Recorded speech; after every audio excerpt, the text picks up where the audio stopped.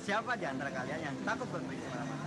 Tapi kalian gak perlu takut buat ke Goet, karena Goet itu aman. Mau ikut, mau lihat, let's go guys!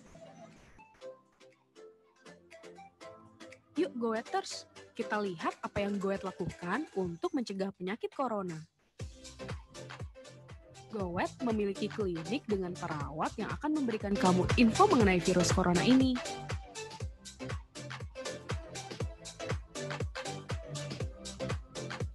Sebelum Goeters masuk, akan dicek suhu badannya terlebih dahulu.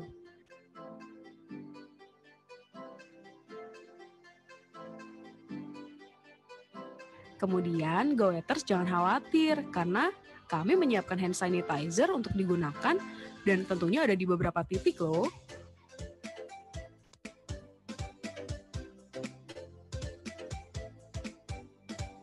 Karyawan Goet juga selalu menggunakannya dalam mencegah virus corona.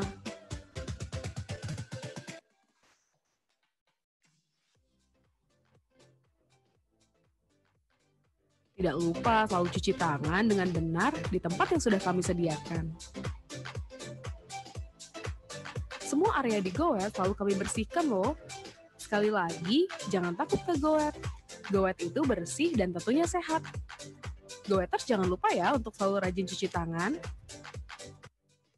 Jadi guys, kalian udah tahu kan pencegahan apa yang dilakukan Goet untuk mengatasi virus corona. Nah, jadi kalian nggak perlu takut nih buat datang ke Goet karena Goet itu aman. Ditunggu loh kehadiran kalian. Sampai jumpa di video-video berikutnya. Bye-bye.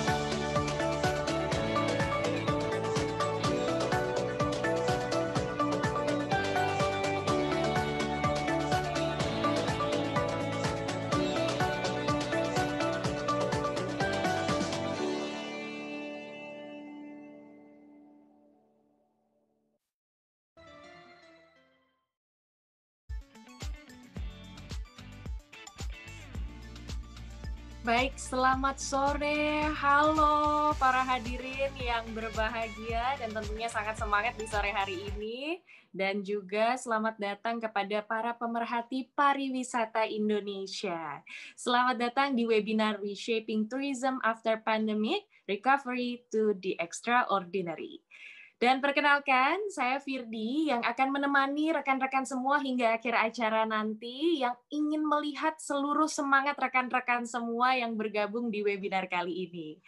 Dan selain itu, kami juga mempersilahkan kepada rekan-rekan semua, para pemerhati pariwisata Indonesia, kami persilahkan untuk mengajukan pertanyaan secara tertulis lewat fitur Q&A dengan menuliskan nama, dan juga nama institusi atau organisasinya serta domisili.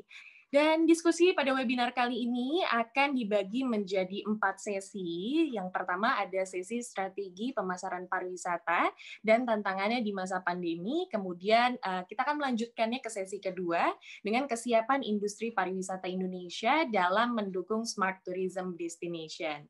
Nah, kemudian di antara sesi kedua dan sesi ketiga, kita juga akan ada sesi Q&A yang diberikan oleh teman-teman semua. Jadi kami persilahkan bisa menuliskannya pertanyaan dari sekarang juga boleh, atau nanti pada saat sesi pertama, sesi kedua sudah dimulai, mau memberikan pertanyaan juga boleh. Dan di sesi ketiga dengan topik The Role of Technology for Tourism Business in the Future, dan dilanjutkan dengan sesi keempat, Safe Traveling, Is it safe to travel again? Nah, itu dia ya topik-topik hari ini. Dan rekan-rekan semua, para pemerhati pariwisata Indonesia, di sini sudah bergabung narasumber yang luar biasa dan tentunya pakar di bidangnya, yaitu yang pertama ada Ibu Sonti Pangaribuan selaku Kepala Bidang Pemasaran dan Atraksi Dinas Pariwisata dan Ekonomi Kreatif Provinsi DKI Jakarta. Selamat sore, Ibu Sonti. Dan selanjutnya ada juga Bapak Heri Judarta selaku CEO Mahaka Attraction. Selamat sore Bapak Heri. Selamat sore. Dan di sini juga ada Ibu Febrina Intan atau yang biasa dipanggil Bu Febi selaku Direktur Pemasaran PT Pembangunan Jaya Ancol Tbk. Selamat sore Ibu Febi. Dan ini dia ada Bapak Ferdinand Octavilano atau yang biasa dipanggil Pak Vilano selaku Managing Director Goer. Selamat sore Pak Phil. Sore. Dan sebelum saya memulai webinar sore ini, mohon izin Bapak Ibu narasumber yang terhormat, perkenankan saya untuk menyampaikan sedikit latar belakang webinar ini dengan tujuan tentunya ya, ini ada dunia pariwisata rekreasi saat ini memang mengalami banyak perubahan di masa pandemi dan besar kemungkinan perubahan tersebut akan terus berlanjut yang kemudian akan menjadi standar yang baru. Nah, melihat perubahan ini, apakah hanya jalan keluar yang bersifat sementara atau malah menjadi kesempatan baru bagi industri pariwisata dan rekreasi? Nah, slogan Recovery to the Extraordinary pada webinar kali ini yang dipersembahkan oleh Goers adalah semangat yang dibawa agar tempat dan pelaku pariwisata rekreasi tetap bertahan dan berpenghasilan di masa pandemi ini dan tentunya ke depannya lagi. Melalui 4 sesi webinar pada sore hari ini, kita juga bersama-sama akan berdiskusi apakah adaptasi dengan protokol new normal, kemudian digitalisasi dan inovasi teknologi bisa menjadi solusi nyata bagi masa depan pariwisata rekreasi di Indonesia. Dan untuk tujuannya sendiri dari acara ini diharapkan dengan mengikuti webinar sore hari ini, para peserta mendapatkan pengetahuan baru tentunya mengenai tantangan industri rekreasi pariwisata dalam melakukan pemasaran dan promosi. Selain itu, bagaimana implementasi smart tourism dan teknologi akan menjawab tantangan di masa pandemi, dan semoga teman-teman di sini bisa menggunakan pengetahuan hari ini untuk menghasilkan peluang baru. Wah, pastinya ya, sudah tidak sabar nih rekan-rekan semua mendapatkan ilmu yang positif dan bermanfaat dari narasumber-narasumber yang luar biasa tentunya. Sambil menunggu mengisi polling, kita akan langsung saja memasuki sesi pertama dengan topik strategi pariwisata dan tantangannya di masa pandemi. Nah, pertanyaan pertama nih, pasti rekan-rekan semua juga penasaran ya, penasaran sih bagaimana kondisi dan keadaan yang terjadi di pariwisata ini di masa pandemi yang memang semua teman-teman juga merasakannya. Mungkin kita akan memberikan pertanyaan ini terlebih dahulu kepada Ibu Febrina Intan atau Ibu Febi. Kami persilahkan. Nah. Aduh, never in our dream kita bermimpi Ancol akan tutup. Ya, iya Bu. Selama ini kami tuh selalu yang merasa yang kayak everything is going to be okay. Pernah sih ada hiccup, ada isu-isu tsunami waktu itu, kemudian ada banjir, tapi selalu bisa kami atasi dengan baik dalam waktu beberapa minggu setelah kejadian. Tapi pandemi ini benar-benar hit us very hard, terutama to our business ya. Bayangkan Ancol yang nggak pernah tutup, tiba-tiba harus tutup hampir kayak berapa? 9 bulan kita tutup dari bulan Maret ya, kemudian Juni. Kemudian Juni buka, beberapa minggu kemudian harus tutup lagi, baru sekarang buka lagi. Jadi memang buat kami di Ancol ini secara bisnis impact-nya itu luar biasa ya, luar biasa keras sekali bagi kami. Dan tapi itu bukan berarti bahwa keadaan ini membuat kami hanya merenung dan menangis gitu ya. Iya, baiklah. This is the moment di mana kami di Ancol itu belajar untuk berhenti sejenak dan berbenah diri, ya kan? kita berbenah, kita melihat have we done the right thing gitu untuk Ancol secara keseluruhan. Karena kadang-kadang kalau kita semuanya baik-baik aja, sesuatu yang kurang itu tidak menjadi perhatian dari kami. Nah, sekarang justru pada saat kita berhenti sejenak, ini adalah saatnya kami berpikir, so what's next buat Ancol? Apabila kayak gini, kita harus melakukan sesuatu yang baru, kita harus melakukan perubahan, kita harus berbenah secara organisasi, secara the way we running our business, secara kita harus berkolaborasi dengan pihak-pihak yang pihak-pihak luar ya, karena ini dari pemerintah DKI bahwa City 4.0 di mana kolaborasi is the thing yang harus kita lakukan buat kedepannya. Jadi keadaan ini alhamdulillah sekarang, bukan alhamdulillah ya, maksudnya pelan-pelan kepercayaan masyarakat untuk datang berlibur kembali sudah muncul, tapi itu nggak mudah karena sejak bulan Januari sih sebenarnya kami sudah mendapatkan warning dari pemerintah DKI bahwa pandemi ini akan menjadi serius. Februari kami sudah didatangi oleh Dinas Kesehatan dari Jakarta Utara untuk melakukan pemaparan tentang pandemi ini. Jadi kami sudah siap tuh dari bulan Februari apabila terjadi sesuatu yang tidak diinginkan. Jadi Satgas COVID, SOP penanganan untuk mitigasi COVID di area wisata di Ancol itu sudah kami bentuk sejak bulan Maret gitu ya. Jadi walaupun kami sempat tutup selama beberapa bulan, itu adalah saatnya kami mempersiapkan bagaimana kalau Ancol buka nanti. Jadi kalau pertanyaan dilihat pandemi ini gimana, it hits us very hard dan pelan-pelan kami sedang sekarang adalah the mode-nya adalah survival. Pokoknya yang paling penting sekarang it's not about bagaimana kita caranya menutup kerugian kita ya karena kita tutup, tapi yang paling penting buat kami di Ancol adalah bagaimana kita memberikan sebuah space yang aman dan nyaman bagi masyarakat Jakarta untuk datang berekreasi ke Ancol. Jadi yang paling penting sekarang adalah dari beberapa research mengatakan bahwa kalau pada saat tempat wisata buka, apakah Anda ingin berwisata? Jawabannya iya. Mana? Jawabannya adalah udara terbuka, gunung atau laut. Ancol punya kan? Nah, sekarang pertanyaannya, apakah Anda percaya bahwa keamanan dan kenyamanan Anda akan terjamin? Masyarakat sih percaya dengan kaminya ya, dengan penyelenggara. Tapi yang pertanyaan adalah apakah pengunjung-pengunjung yang datang ke Ancol menjalankan protokol dengan benar? Nah, itu adalah challenge-nya dari Ancol. Alhamdulillah sih sampai sekarang tidak ada dan jangan sampai ada kejadian-kejadian yang membuat Ancol menjadi klaster. A challenge buat kami karena secara begitu orang sampai berekreasi itu secara otomatis mereka ingin ngeriung gitu lah ya. Nah, inilah challenge-nya gimana kita menjaga jarak, masker, cuci tangan dengan sabun. Jadi semua orang di Ancol baik yang di services seluruh karyawan kita tuh ini ada program bersama turun tangan. Jadi yang kerjanya biasanya di kantor kita pun turun ke lapangan untuk memastikan bahwa protokol kesehatan selama di Ancol ini dijalankan.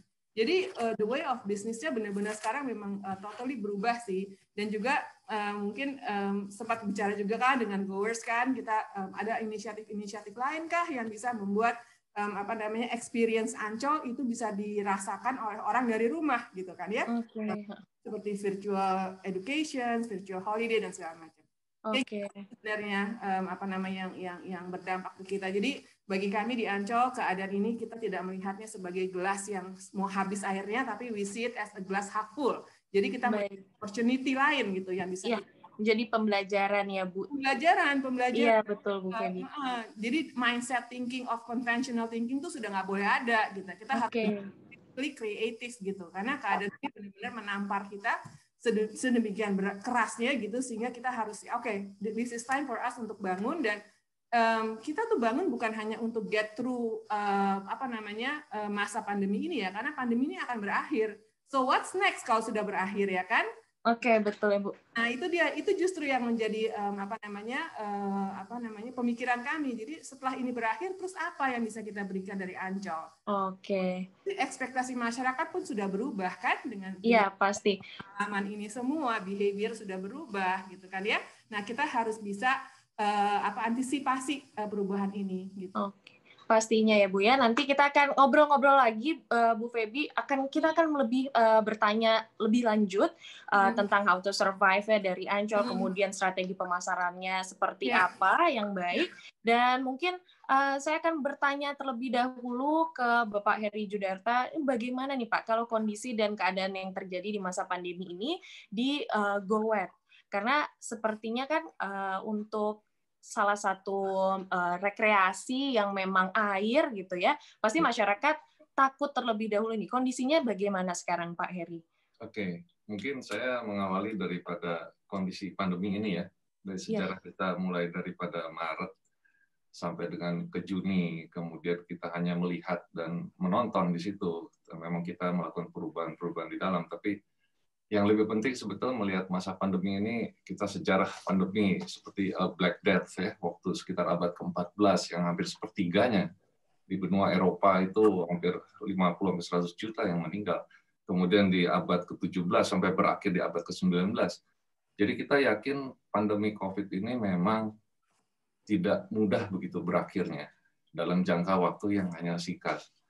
Atas dasar itu, atas dasar sejarah-sejarah yang terjadi pandemi selama di buka bumi ini, melihat bahwa pasti disrupsi akan terjadi di masyarakat maupun di segala tatanan.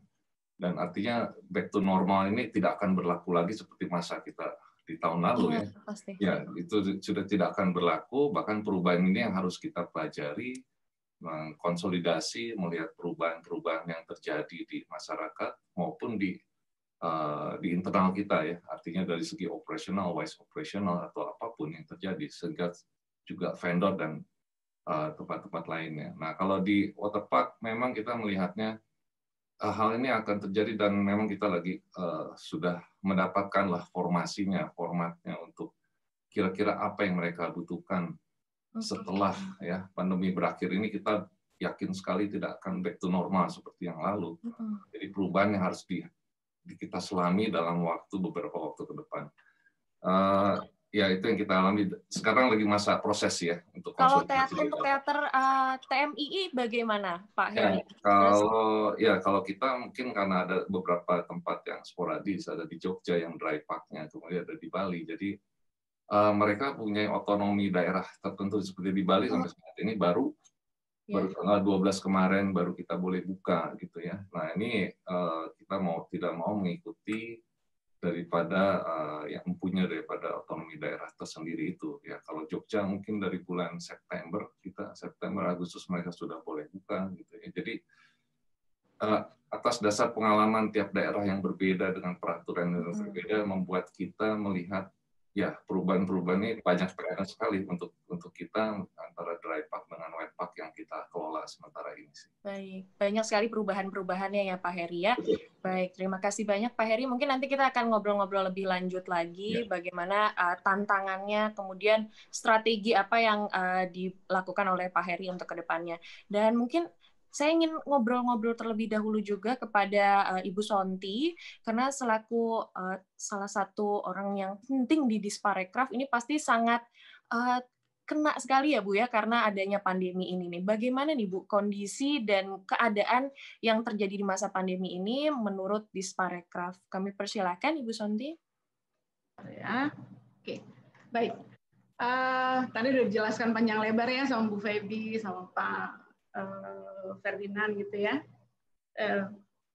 Kalau kami melihatnya dari data yang dikeluarkan oleh BPS, karena itu yang kita percaya, jumlah kunjungan wisatawan itu menurun drastis ke Jakarta. Kalau kita bandingkan sampai Oktober tahun lalu, dibanding dengan sampai Oktober tahun ini, penurunan itu sampai 98%. Persisnya 98,13%. Itu luar biasa, hampir 100% gitu ya. Nah, itu menunjukkan betapa sebetulnya memang ya pariwisata kita yang betul kata Bu Feby tadi, yang paling kena hit itu ya pariwisata gitu ya. Itu ditunjukkan oleh data-data ini gitu ya. Sama kondisi wisatawan mancanegara dan wisatawan Nusantara sama-sama menurun ya.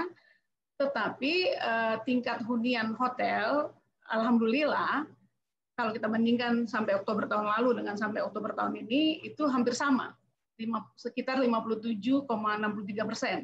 Memang di awal-awal Maret-April itu turun sekali sampai 19,84% ya di April. Tapi pelan-pelan sepertinya mungkin saya nggak tahu apakah orang karena bosan di rumah lalu mereka memilih untuk staycation gitu ya, itu tingkat hunian hotel meningkat. Nah, ini juga sebetulnya sesuatu yang menggembirakan. Ini kondisi kepariwisatawan kita di tengah-tengah berita begitu banyaknya orang kena COVID, tetapi ternyata meskipun Wisnus tidak datang, tetapi ternyata pasar itu tetap ada di sini. Pasar pariwisata itu tetap ada di sini. Kita bersyukur satu sisi bahwa orang-orang Jakarta itu adalah orang-orang yang doyan berwisata. Ya, jadi mencari hiburan ya Bu ya. Ketika hiburan. Sudah kerja kayaknya capek nih. Betul. Senin sampai Jumat. Jadi ini juga sebenarnya sesuatu yang menggembirakan. Nah, dari data-data ini, dan ada satu lagi data yang penting juga kita lihat bahwa lama menginap di hotel itu cukup lama, itu antara 2 sampai 3 hari. Tadinya malah di bulan-bulan sebelum Juni itu lebih panjang. Mungkin apakah karena orang betul-betul tidak pergi keluar kota lalu menginap di hotel. Nah, ini sebetulnya data-data yang menarik, dan itu menunjukkan seberapa besarnya dampak yang dibawa oleh COVID ini terhadap pariwisata Jakarta. Saya pikir saya sampai di situ dulu. Baik, terima kasih banyak Ibu Sonti, ini luar biasa sekali menggunakan data langsung dari Disparekraf, karena ternyata memang terjadi penurunan yang sangat drastis ya Bu ya di wisatawan di DKI Jakarta ini. Dan mohon izin Bu Sonti, saya akan melanjutkan pertanyaan. Kemudian ada strategi apa nih? Tadi kan kita sudah ngobrol-ngobrol dengan Ibu Feby serta Pak Heri. Nah, ada strategi apa yang dilakukan atau how to survive untuk menghadapi masa-masa ini? Kami persilahkan mungkin kepada Ibu Feby terlebih dahulu. Baik, kami persilahkan Ibu Feby. Untuk survive di masa ini yang jelas sih buat Ancol adalah kami tuh benar-benar harus efisiensi ya. Okay. Efisiensi gimana kita running the business gitu kan ya. Kemudian karena dampak secara finansial itu yang tidak memungkinkan kami untuk untuk buka secara full on ya semuanya ya. Jadi kayak misalnya contohnya untuk Dufan, kami tidak bisa membuka semua wahana secara 100%. Jadi pada saat buka itu kami bukanya yang benar-benar wahana-wahana yang punya attractions-nya tinggi gitu kan ya. Karena kalau kita buka semua dan juga kan ada kuota ya, hanya waktu itu hanya 25%. Sekarang alhamdulillah ya kami mendapatkan 50% untuk masuk. Jadi kita mengikuti kebutuhan dan mengikuti banyaknya pengunjung yang masuk ke Ancol. Nah, kemudian juga selain dari efisiensi itu strategi kita untuk memenuhi bukan target ya, maksudnya membuat orang untuk mau datang lagi ke Ancol adalah to ensure mereka bahwa Ancol itu ada tempat yang cukup aman, dan kita melakukan banyak sekali edukasi gitu. Dan untuk ini juga kita bekerja dengan beberapa lembaga gitu kan ya. Jadi kita dan juga salah satunya adalah untuk survive adalah misalnya restoran-restoran yang selama ini kita pernah coba sih pakai frozen food. Habis itu kita juga pernah coba untuk take away gitu kan. Jadi kita kerjasama gitu. Kemarin tuh kalau salah kita sempat kerjasama dengan Shopee gitu. Jadi sesuatu hal yang selama ini tidak pernah terpikirkan oleh kami, yang mau nggak mau harus kami lakukan gitu kan ya. Oke. Berarti lebih ke beradaptasi ya Bu ya? Ya kita harus adapt to survive. Dan juga yang tadi saya sempat singgung juga virtual education, virtual holiday, gitu. Kemudian kita juga ada kelas Dufan misalnya kan ya. Saat itu masih tidak berbayar, tapi sekarang kami sudah bekerja dengan Sekolahmu dan ini berbayar gitu. Jadi seluruh sekolah di Indonesia mereka bisa mendapatkan experience untuk merasakan edukasi dari wahana-wahana yang ada di Ancol, misalnya dengan SeaWorld. Mereka anak-anak akan belajar tentang biota laut, belajar tentang binatang. Di Dufan kita belajar tentang prinsip fisika, ya kan ya, karena menggunakan wahana-wahana itu. Jadi bring experience-nya Ancol melalui topi edukasi, dan itu berbayar gitu kan. Nah, ini adalah salah satu cara bagi kami gimana kita tetap bisa mendapatkan pemasukan tanpa orang harus datang ke Ancol. Jadi instead of orang ke Ancol, sekarang Ancol yang ke rumah gitu kan. Ya, baik. Apalagi tapi itu juga penting ya Bu ya, untuk ke rumah-rumah untuk mencari teman-teman semua. Mungkin Iya. Dan kan kita kemarin anak-anak kan sekarang online kan. Kalau online stres siapa? Ibu bapaknya kan. Benar, yang pusing ibu bapaknya Bu.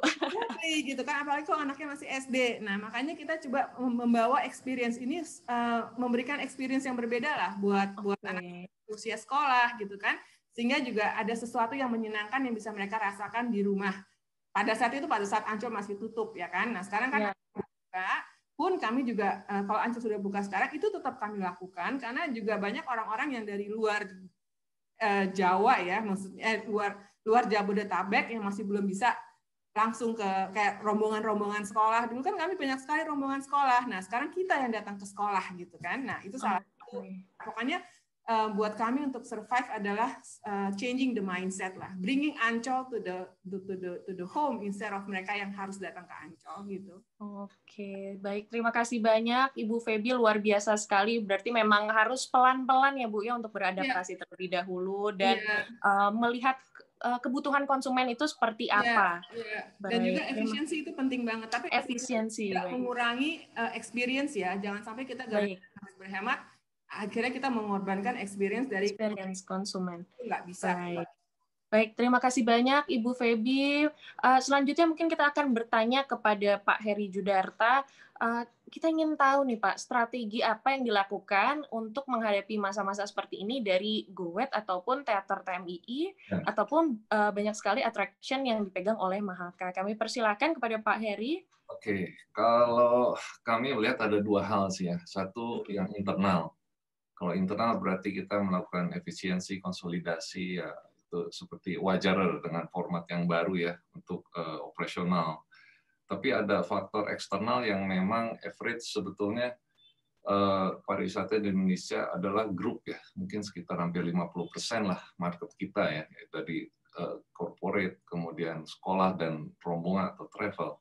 Nah, ini yang 50% bahkan bisa lebih, sampai 60 mungkin yang hilang sementara ini. Dan kita nggak tahu kapan bisa kembali lagi hal itu. Kalau memang pandemi ini berakhir ya, kalau kita tahu, kalau saya bicara sejarah Black Death aja 4 tahun ya, 3-4 tahun baru berakhir. Jadi kita melihat bagaimana market reguler ini yang harus kita utilize untuk bisa datang ke tempat kita. Tapi kita juga sadar bahwa nah, kita punya istilah tuh branding yang friendly ya. Bagaimana mengakomodir branding tempat kita ini memang cukup nyaman, aman, kemudian juga cukup bijaksana lah menyampaikannya. Istilahnya tidak terlalu hard selling karena dalam masa sekarang kan cukup sensitif ya. Kalau sementara tempat-tempat pusat bisnis melakukan hard selling hanya ingat ke jual-jual aja, jadi ya kita akhirnya mempertimbangkan bagaimana mempertemukan antara pendapatan dengan OPEX ini, ya udah puji syukur kalau memang itu bisa nol lah, atau bahkan bisa lebih, bisa atau mengembangkan daripada fasilitas yang ada. Jadi strateginya memang kita branding yang cukup hati-hati ya. Ya tidak hanya sekedar hard to selling, tapi bagaimana mengedukasi pasar yang reguler ini, karena kita tahu dunia sosmed kan begitu cepat ya. Begitu ada yang jelek sedikit langsung habis lah ya, bisa habis kita gitu ya. Nah itu aja sih, kita melihat perubahan sehingga pasar reguler ini memang harus hati-hati dibina supaya mereka merasa nyaman ke tempat kita sih. Jadi branding yang friendly lah buat kita yang mengakomodir, sehingga mereka bisa datang lagi berulang ke tempat kita. Ya. Oke, berarti tetap memperbaharui branding dari Mahaka Attraction ini ya Pak ya, menjadi lebih baik, menjadi lebih berhati-hati seperti itu. Oke, terima kasih banyak. Simpati daripada marketnya. Iya, betul. Baik, berarti memang melihat sekali dari sisi konsumennya itu seperti apa ya Pak Heri ya. Betul, ya. Baik. Terima kasih banyak Pak Heri. Selanjutnya pertanyaan berikut mungkin yang sepertinya teman-teman para pemerhati pariwisata Indonesia nih, teman-teman semua yang hadir di webinar ini ingin tahu lebih banyak juga. Karena strategi pemasaran yang seperti apa yang efektif saat ini? Karena tadi kan sudah di-share sama Ibu Feby dan Pak Heri lebih banyak ke virtual maupun branding. Nah, mungkin ada lebih detailnya lagi bagaimana perbedaan strategi implementasi pemasaran di masa pandemi ini dibandingkan sebelum masa pandemi, seperti itu. Kami persilahkan terlebih dahulu mungkin kepada Ibu Feby. Sebenarnya kalau misalnya dilihat strategi pemasaran per se ya in principle sih sama ya. Maksudnya kalau kita bicara marketing is about telling a story ya kan. Jadi sekarang story apa sih yang mau kita share kepada masyarakat pada saat ini. Nah, sekarang ini justru kebutuhan masyarakat adalah trust ya bahwa mereka harus merasa aman dan mereka harus merasa nyaman pada saat berekreasi gitu kan ya. Jadi the story yang kami ceritakan, maksudnya secara strategi overall, misalnya placementnya di mana, itu nggak akan ada perubahan karena Ancol sekarang kami tidak bermain di TV, kami langsung bermain di social media karena itu lebih targeted ya. Dan yang membedakan adalah cerita-cerita yang kita masukkan ke situ. Jadi cerita-cerita di mana kita juga melakukan edukasi gitu kan. Jadi karena masa pandemi ini itu bukan kerja kita sendirian ya, itu semua harus bersama. Makanya campaign yang terakhir yang kami lakukan adalah yang pertama pada saat Ancol buka adalah senang selamat bareng-bareng, ya kan? Jadi kita bersenang-senang dan kita juga harus selamat gitu. Dan itu tidak terjadi kalau tidak ada kerjasama dari kedua belah pihak. Jadi that is the story yang kita masukkan pada saat Ancol pertama kali buka. Kemudian kita tutup lagi kan ya. Nah kemudian kita buka lagi. Kita buka lagi dengan keadaan di mana pandemi ini tidak flatten sama sekali. So for Ancol adalah Ancol has to be part of dalam sebuah gerakan untuk menekan pandemi ini gitu. It's not just about tadi Pak Heri juga bilang itu nggak cuma sekedar buat jualan aja gitu. Ada sense of responsibility yang harus kita masukkan ke dalam campaign-nya kita gitu. Nah, yang sekarang kita ada dengan Ancol bersama untuk semua bahwa kita tidak akan bisa keluar dari pandemi ini tanpa ada kerjasama dari seluruh pihak gitu, baik pengunjung, baik kami, baik dinas kesehatan, pariwisata, Pemprov DKI gitu. Jadi this is sort of like sebuah pekerjaan bersama. Jadi if you want to have some happiness di Ancol, kita harus pastikan bahwa mereka selamat dan mereka aman gitu kan. Jadi sebenarnya strategi per se gitu sih in principle sama karena marketing is about telling a story, tapi sekarang yang penting adalah story yang seperti apa yang ingin kita ceritakan. Nah, ya pengalaman-pengalaman seperti apa yang akan kita share kepada target group kita. Bahwa yang paling penting sekarang adalah Ancol is there for you, and apabila Anda ingin berkunjung ke Ancol, rasa aman dan nyaman itu itulah yang akan kami berikan. Promo-promo tetap ada, karena dengan keadaan sekarang kan orang pasti looking for much value for money ya. Value for money kan banyak pemotongan gaji lah, what's not ya. Sekarang keadaan nggak semua orang, this is not a good moment buat kita spending ya, tapi kan ini juga this is the moment buat kita juga untuk berekreasi gitu kan, kesehatan batin, kesehatan batin, berolahraga, jadi kita langsung target tuh, oh ya orang sekarang seneng olahraga, dan kita langsung push di community olahraga sepeda, yang komunitas yang lari, komunitas jalan, nah kita tap in dengan mereka, kita kolaborasi dengan mereka lebih banyak, sehingga sekarang ini orang tuh tidak mau mendengarkan iklan ya. Mereka mendengarkan apa kata temennya. Oh, ke Ancol deh, oke kok di sana.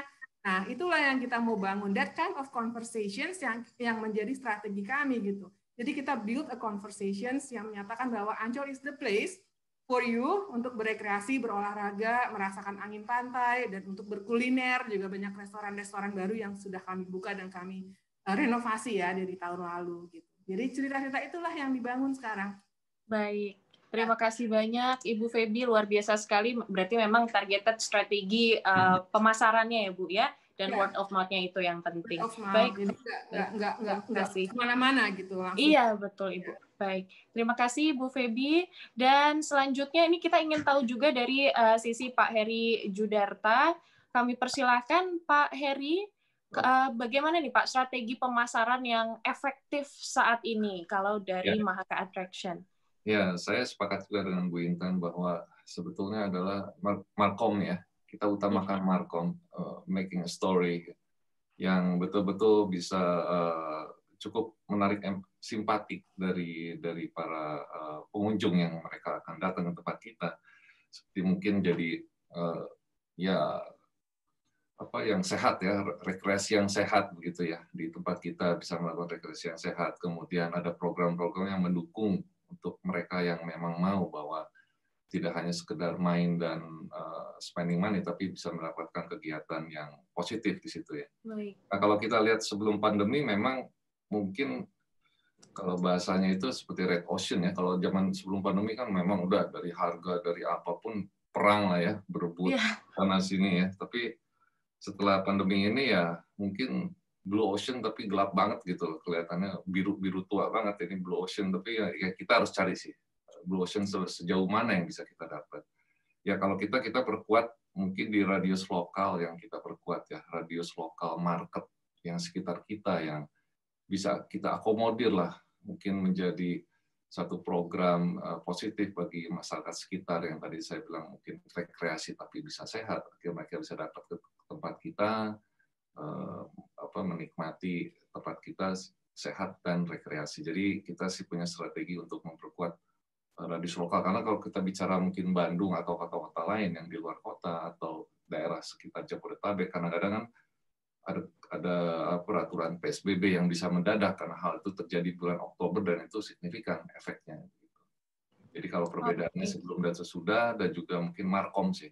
Yang paling penting Markom dalam bentuk platform, ya sekarang mungkin trennya digital, yang itu kita berdayakan semaksimal mungkin lah. Dengan mereply, merespon daripada respon-respon mereka ya dengan baik dan bijaksana seperti itu.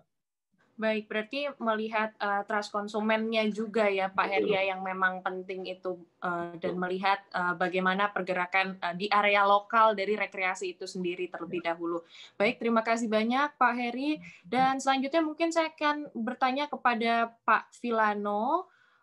Pak Phil, bagaimana nih Pak strategi pemasaran yang sepertinya efektif kalau misalkan dilihat dari Goers application ini? Kami persilahkan Pak Phil.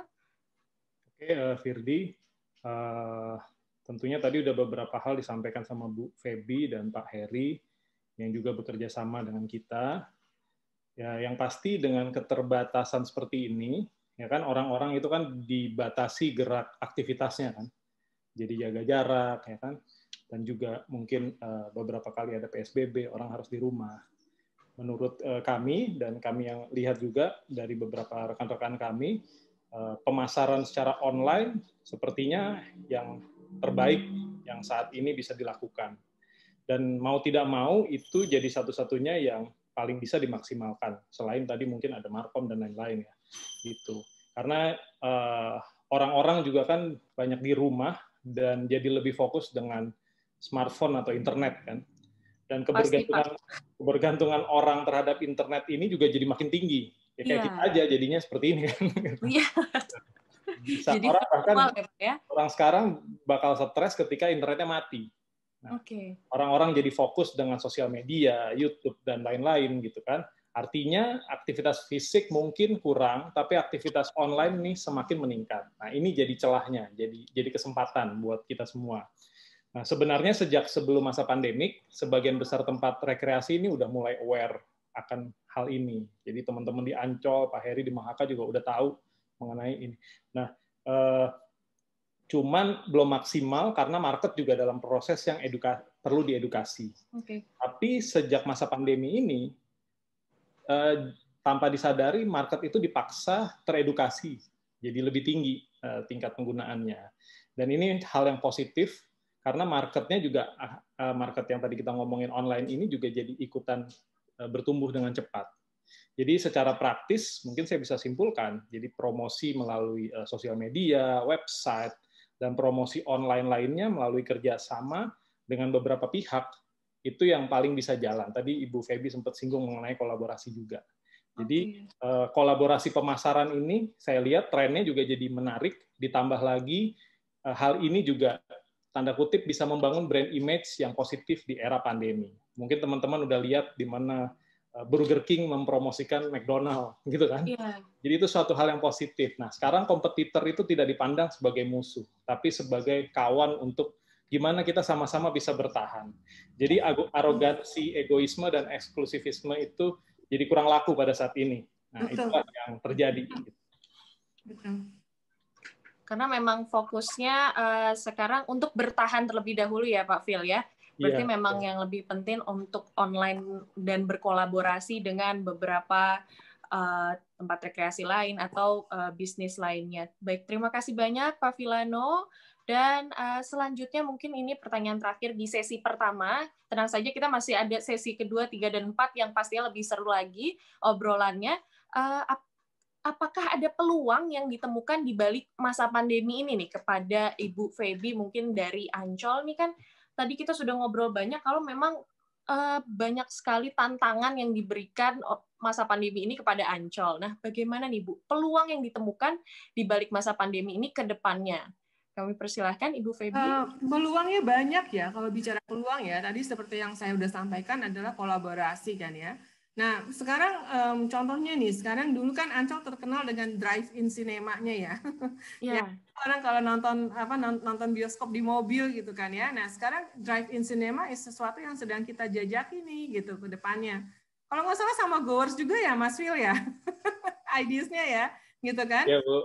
Cinema, kemudian ada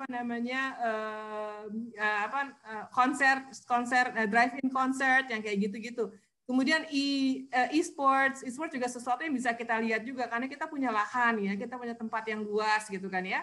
Kemudian juga yang bisa kita jajaki juga meeting area di ruang terbuka. Kita punya kita punya Allianz Eco Park, ya, kita punya pantai ya dan gathering di udara di ruang terbuka tuh bisa banget. Jadi kita banyak melihat potensi-potensi di sana gitu. Dan yang tadi yang virtual education, virtual holiday, dan juga experience yang tidak hanya virtual secara edukasi, tapi juga experience. Kami juga sedang dengan siapa ya? Aku lupa 360 ya kalau nggak salah ya. Benar-benar kayak orang tuh benar-benar bisa masuk ke dalam Ancol gitu. Bisa mau pergi tuh bisa mereka lakukan. Nah, ini kan tidak akan terjadi nih kepikiran nih sama kita kalau tidak ada pandemi ini. So there is also a bright side of this gitu kan ya, tergantung kita melihat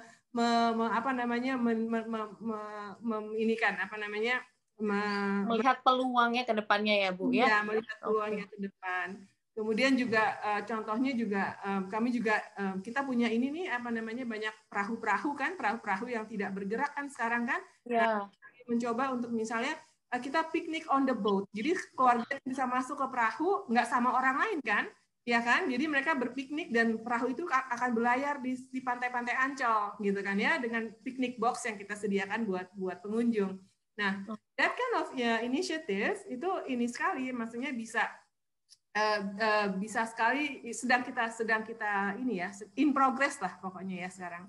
Terus sekarang juga kita sudah punya ada kapal pinisi ya, teman-teman di sini aku sekalian berjualan. Kita ada pinisi Augustin sedang bersandar di Ancol. Nah, itu pinisi itu bisa membawa keluarga untuk keliling di Kepulauan Seribu, gitu kan ya. Nah, hal-hal inilah yang kalau dulu tuh nggak kepikiran kan ya kita melakukan hal-hal baru seperti ini ya. Sekarang mau nggak mau ya harus gitu. Apalagi nih kayak gitu. Oke. Malah jadi banyak sekali ya Bu ya. Terima kasih banyak Bu Feby. Jadi banyak sekali tentunya ya Bu ya hal-hal atau misalkan peluang-peluang yang Ancol dapatkan karena ada pandemi ini. Pasti ada. Iya. Kayak SeaWorld nih ya, aku nggak apa-apa cerita aja. SeaWorld kita pengen bikin dine-in in front of the aquarium. Oke. Nah, jadi kita malam-malam kan pengunjung kan jam 5 udah nggak boleh masuk kan. Jadi kalau misalnya malam tuh gimana bisa kita utilize nggak? Jadi kita bikin dine-in di depan akuarium besar itu yang ada di dalam SeaWorld. Gondola kita bikin untuk dinner di gondola. Itu kan benar-benar kayak space-nya kan cuma kita aja. Jadi di gondola gitu selama perjalanan itu. Jadi mereka bisa makan malam atau makan siang dengan piknik basket. Jadi banyaklah inisiatif-inisiatif baru yang kita lakukan. Oke, luar biasa sekali Ibu Feby. Terima kasih banyak Ibu. Dan kami persilahkan kepada Bapak Heri Judarta. Kalau misalkan apa nih Pak yang ingin di-share? Apakah ada peluang yang ditemukan di balik masa pandemi ini dari Mahaka Attraction? Kami persilahkan Pak Heri. Ya. Yang jelas pasti diversifikasi produk ya dalam bentuk atraksinya. Mungkin contoh kalau di waterpark kita, ya kita melakukan hal-hal yang orang datang nggak hanya berenang aja, jadi contohnya ya. Jadi kita punya konsep mungkin untuk wedding atau private party ya, memang apakah yang biasa mungkin sore sampai ke malam. Jadi poinnya adalah tidak hanya ke waterpark itu harus berenang. Jadi mungkin nanti ada untuk musik atau private party atau wedding yang wedding outdoor, karena memang trennya outdoor akan menjadi trendsetter ya ke depannya, sehingga market disrupsi tatanan masyarakat ini kita tangkap sesuai dengan kebutuhan dan keinginan mereka yang tidak mengakibatkan bahaya COVID ini terhadap mereka. Nah, kita mengakomodir hal itu dengan program-program yang tematik lah ya, khususnya menyesuaikan apa keinginannya mereka, seperti olahraga tapi di waterpark, tapi kan nggak harus berenang, mereka mungkin di halaman kita atau di area yang kering mereka bisa olahraga. Setelah itu ya mereka bisa rileks dan bikin program-program yang memang sangat tematik sih. Kalau peluangnya di samping di tempat-tempat kita, ya kita lagi coba mencari tempat-tempat outdoor yang memang Instagramable, kemudian mereka bisa sport, mereka bisa menikmati udara dan segala sesuatunya sih. Kita lagi cari peluang di sana.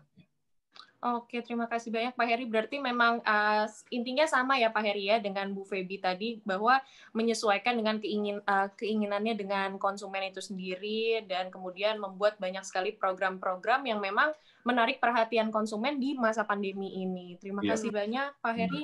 Dan selanjutnya ingin tahu nih dari sisi Pak Villano dari Goers Application, apa sih Pak yang peluang yang ditemukan di balik masa pandemi ini? Karena kan kalau Goers saya lihat-lihat memang banyak sekali mengangkat event dan atraksi ya Pak ya di masa-masa sebelum pandemi ini. Nah, kalau di masa pandemi dan ke depannya bagaimana nih Pak? Peluang apa yang didapat? Ya, karena Goers ini kan sifatnya pendukung dan rekan buat teman-teman tempat rekreasi dan tempat-tempat wisata. Jadi kalau bicara mengenai peluang itu tergantung cara kita memandang sesuatu kan pastinya. Tadi kita lihat dari Bu Feby dan Pak Heri di mana mereka bisa memaksimalkan banyak peluang dari kondisi yang ada, ya kan. Bagi saya tentu saja memang kondisi ini juga iya akan banyak peluang yang bisa kita lihat kalau kita mau memandang dengan positif. Contohnya kalau dari sudut pandang kami Goers, misalnya dengan adanya registrasi dan pembelian secara online yang meningkat, dampak langsungnya tentu saja ke tempat rekreasi itu juga jadi punya database pengunjungnya, ya kan? Nah ini kelihatannya sepele tapi sangat bernilai. Contoh misalnya perusahaan-perusahaan seperti Google, Facebook, Gojek itu sangat bernilai karena data yang mereka miliki. Cuma memang problemnya tidak semua orang tahu cara mengolah data. Dan untuk bisa melakukan itu memang dibutuhkan teknologi yang proven dan terpercaya kan. Dan data itu juga bukan sekedar hanya mengumpulkan aja gitu kan. Karena kalau cuma ngumpulin siapapun bisa. Tapi juga bagaimana mengolah dan menjaga kerahasiaan data itu juga. Itu penting. Nah, peluang lain adalah di masa seperti ini mau nggak mau tadi belajar dari teman-teman yang lain, kita lihat kita semua ini dipaksa berpikir kreatif. Artinya out of the box. Siapa yang bisa kebayang kalau Pizza Hut bisa jualan di pinggir jalan ya? Artinya peluang-peluang semacam itu tuh terbuka banget. Nah, tinggal balik lagi ke kita, apakah kita mau berpikir kreatif dan siap merespon atau tidak. Jadi sama halnya juga dengan siapa yang kebayang ya, Bu Feby, Ancol ketika dibuka harus beli online gitu. Mungkin nggak pernah kepikiran dan itu harus validasi data dengan akurat menggunakan KTP dan lain-lain. Nah, ini kan bentuk kreativitas yang adaptif. Buktinya jalan gitu kan. Dan saya yakin ke depannya juga Ancol dan Mahaka Attraction juga akan jadi lead dalam hal seperti ini karena mereka sudah berani melakukan di depan dan sudah teredukasi sejak awal. Jadi bukan baru mau coba-coba atau ikut-ikutan gitu kan. Terus peluang lainnya juga misalnya contoh karena adanya pemesanan online ya kan seperti yang sudah dilakukan oleh Ancol dan Gowet. Artinya gini, tempat rekreasi sebenarnya bisa memanfaatkan future booking dari para pelanggannya. Misalnya contoh kita jual tiket untuk tahun depan gitu ya, tapi dengan spesial gitu. Kalau harga benefitnya menarik, orang pasti akan berani aja ambil resiko ini. Kayak kita beli tiket pesawat lah ya kan? Gitu setahun ke depan gitu, harga murah untuk tahun kapan kita berangkatnya. Nah ini kan win-win solution. ya kan? Nah, tempat rekreasi juga bisa dapat uang di muka, di era yang lagi sepi ini, customer juga bisa dapat benefit. Nah, kira-kira itu sih kalau dari saya. Sebenarnya Goers application ini memang sudah melihat dari sebelum-sebelumnya ya Pak ya, sudah melihat dari kegiatan online-nya untuk berekreasi. Nah, sekarang ini memang lagi dibutuhkan di masa pandemi ini, dan peluang-peluang dari Goers ini sebenarnya semakin nyata ke depannya ya Pak ya, untuk di bidang rekreasi ataupun atraksi ke depannya. Baik, terima kasih banyak Pak Villano. Dan mohon izin, selanjutnya kita akan bersama-sama memasuki sesi kedua dengan topik kesiapan industri pariwisata Indonesia dalam mendukung Smart Tourism Destination. Nah, di sini kita ingin mengetahui nih, apakah kegunaan dan keuntungan dari Smart Tourism Destination itu sendiri di era pariwisata 4.0. Nah, mungkin dengan pertanyaan yang sepertinya sangat menarik ini, saya ingin bertanya terlebih dahulu kepada Pak Villano. Kami persilahkan, karena sepertinya Goers ini memang sudah 4.0 banget nih Pak. Gimana nih Pak? Boleh diceritakan terlebih dahulu? Oke, jadi Smart Tourism itu kan berarti kita memaksimalkan potensi tempat wisata dengan memanfaatkan teknologi yang terkini, ya kan? Jadi harapannya dengan adanya teknologi, destinasi wisata itu akan semakin maju, yaitu ada kepastian, kenyamanan, keamanan, kemudahan, dan tentu saja berdampak pada keuntungan. Nah, kalau teknologi itu tidak bisa mencapai 5K itu, ya itu teknologi itu nggak ada gunanya kan. Nah, tapi namanya teknologi itu kan selalu terkait sama inovasi. Artinya selalu akan ada inovasi untuk menjawab kebutuhan 5K itu tersebut. Ya kan? Contohnya misalnya untuk keamanan sekarang udah ada teknologinya, ya kan? Ada pendeteksi suhu, ya kan? Alat sterilisasi, ya kan? CCTV macam-macam kan. Terus untuk kenyamanan juga udah banyak sekali teknologinya. Orang bisa beli tiket online tanpa ngantri, aman, nggak perlu bawa uang cash banyak-banyak. Itu juga nyaman dan aman. Terus teknologi mungkin antrian pengunjung untuk mencegah penumpukan massa itu juga terkait dengan keamanan dan kenyamanan. Terus untuk keramaian, promosi dengan teknologi misalnya online juga jadi nggak ada batasan kan. Istilahnya saat itu bisa langsung mendunia, tersebar di mana-mana. Terus fitur-fitur promosi misalnya menggunakan kode voucher or something itu juga salah satu yang berguna. Dan kerjasama dengan distribusi, tadi kita ngomong kolaborasi, dan juga berbagai pilihan pembayaran yang macam-macam, ini juga kan pasti akan meningkatkan revenue buat destinasi wisata. Intinya adalah teknologi itu menunjang semua hal, dan teknologi yang akan menunjang ini semuanya sudah tersedia. Gitu sih. Oke, jadi memang lebih melihat kitanya ya Pak ya, sebagai bisnisnya ataupun sebagai konsumennya, menggunakan si teknologi tersebut untuk menunjang atraksi yang lebih bagus atau rekreasi yang meningkat ke depannya ke Smart Tourism Destination ini di era pariwisata 4.0. Seperti itu ya Pak Phil ya. Oke, baik, terima kasih banyak Pak Villano. Selanjutnya mungkin saya izin bertanya kepada Ibu Sonti Pangaribuan. Ibu, mohon izin Bu, kalau dari Disparekraf sendiri, apakah kegunaan dan keuntungan yang dilihat dari Smart Tourism Destination di era pariwisata 4.0 ini? Kami persilahkan Ibu Sonti. Teknologi itu tentu sangat membantu di semua fase, di semua sisi gitu ya, mulai dari planningnya tadi Bu Feby, Pak Villano juga udah cerita banyak bahwa teknologi ini sekarang apalagi di era 4.0 ini betul-betul sangat mendukung kita. Contohnya tadi kalau selama ini orang yang datang ke Ancol, sekarang Ancol yang datang ke orang, ke rumah orang, langsung ke ruang tamunya, bahkan ke kamar tidurnya orang gitu ya. Nah, kita terima kasih pada teknologi ini sungguh-sungguh memang membantu. Kita tadinya tidak pernah menyangka bahwa berkunjung ke museum itu bisa dilakukan di tempat tidur, ya. Itu bisa dilakukan sambil makan di meja makan gitu. Nah, sekarang itu terjadi. Nah, ini betul-betul sesuatu hal yang memang harus kita manfaatkan, gitu ya. Dan satu hal lagi yang sebetulnya sangat berguna buat kita adalah pengumpulan data yang sangat cepat, ya. Data siapapun bisa mengumpulkan data. Sekarang data dari Google bisa sangat cepat kita dapatkan. Nah, itu tentu akan memberi insight-insight yang baru dalam pengambilan kebijakan, baik di sisi pemerintah maupun di sisi pelaku industri pariwisata gitu ya.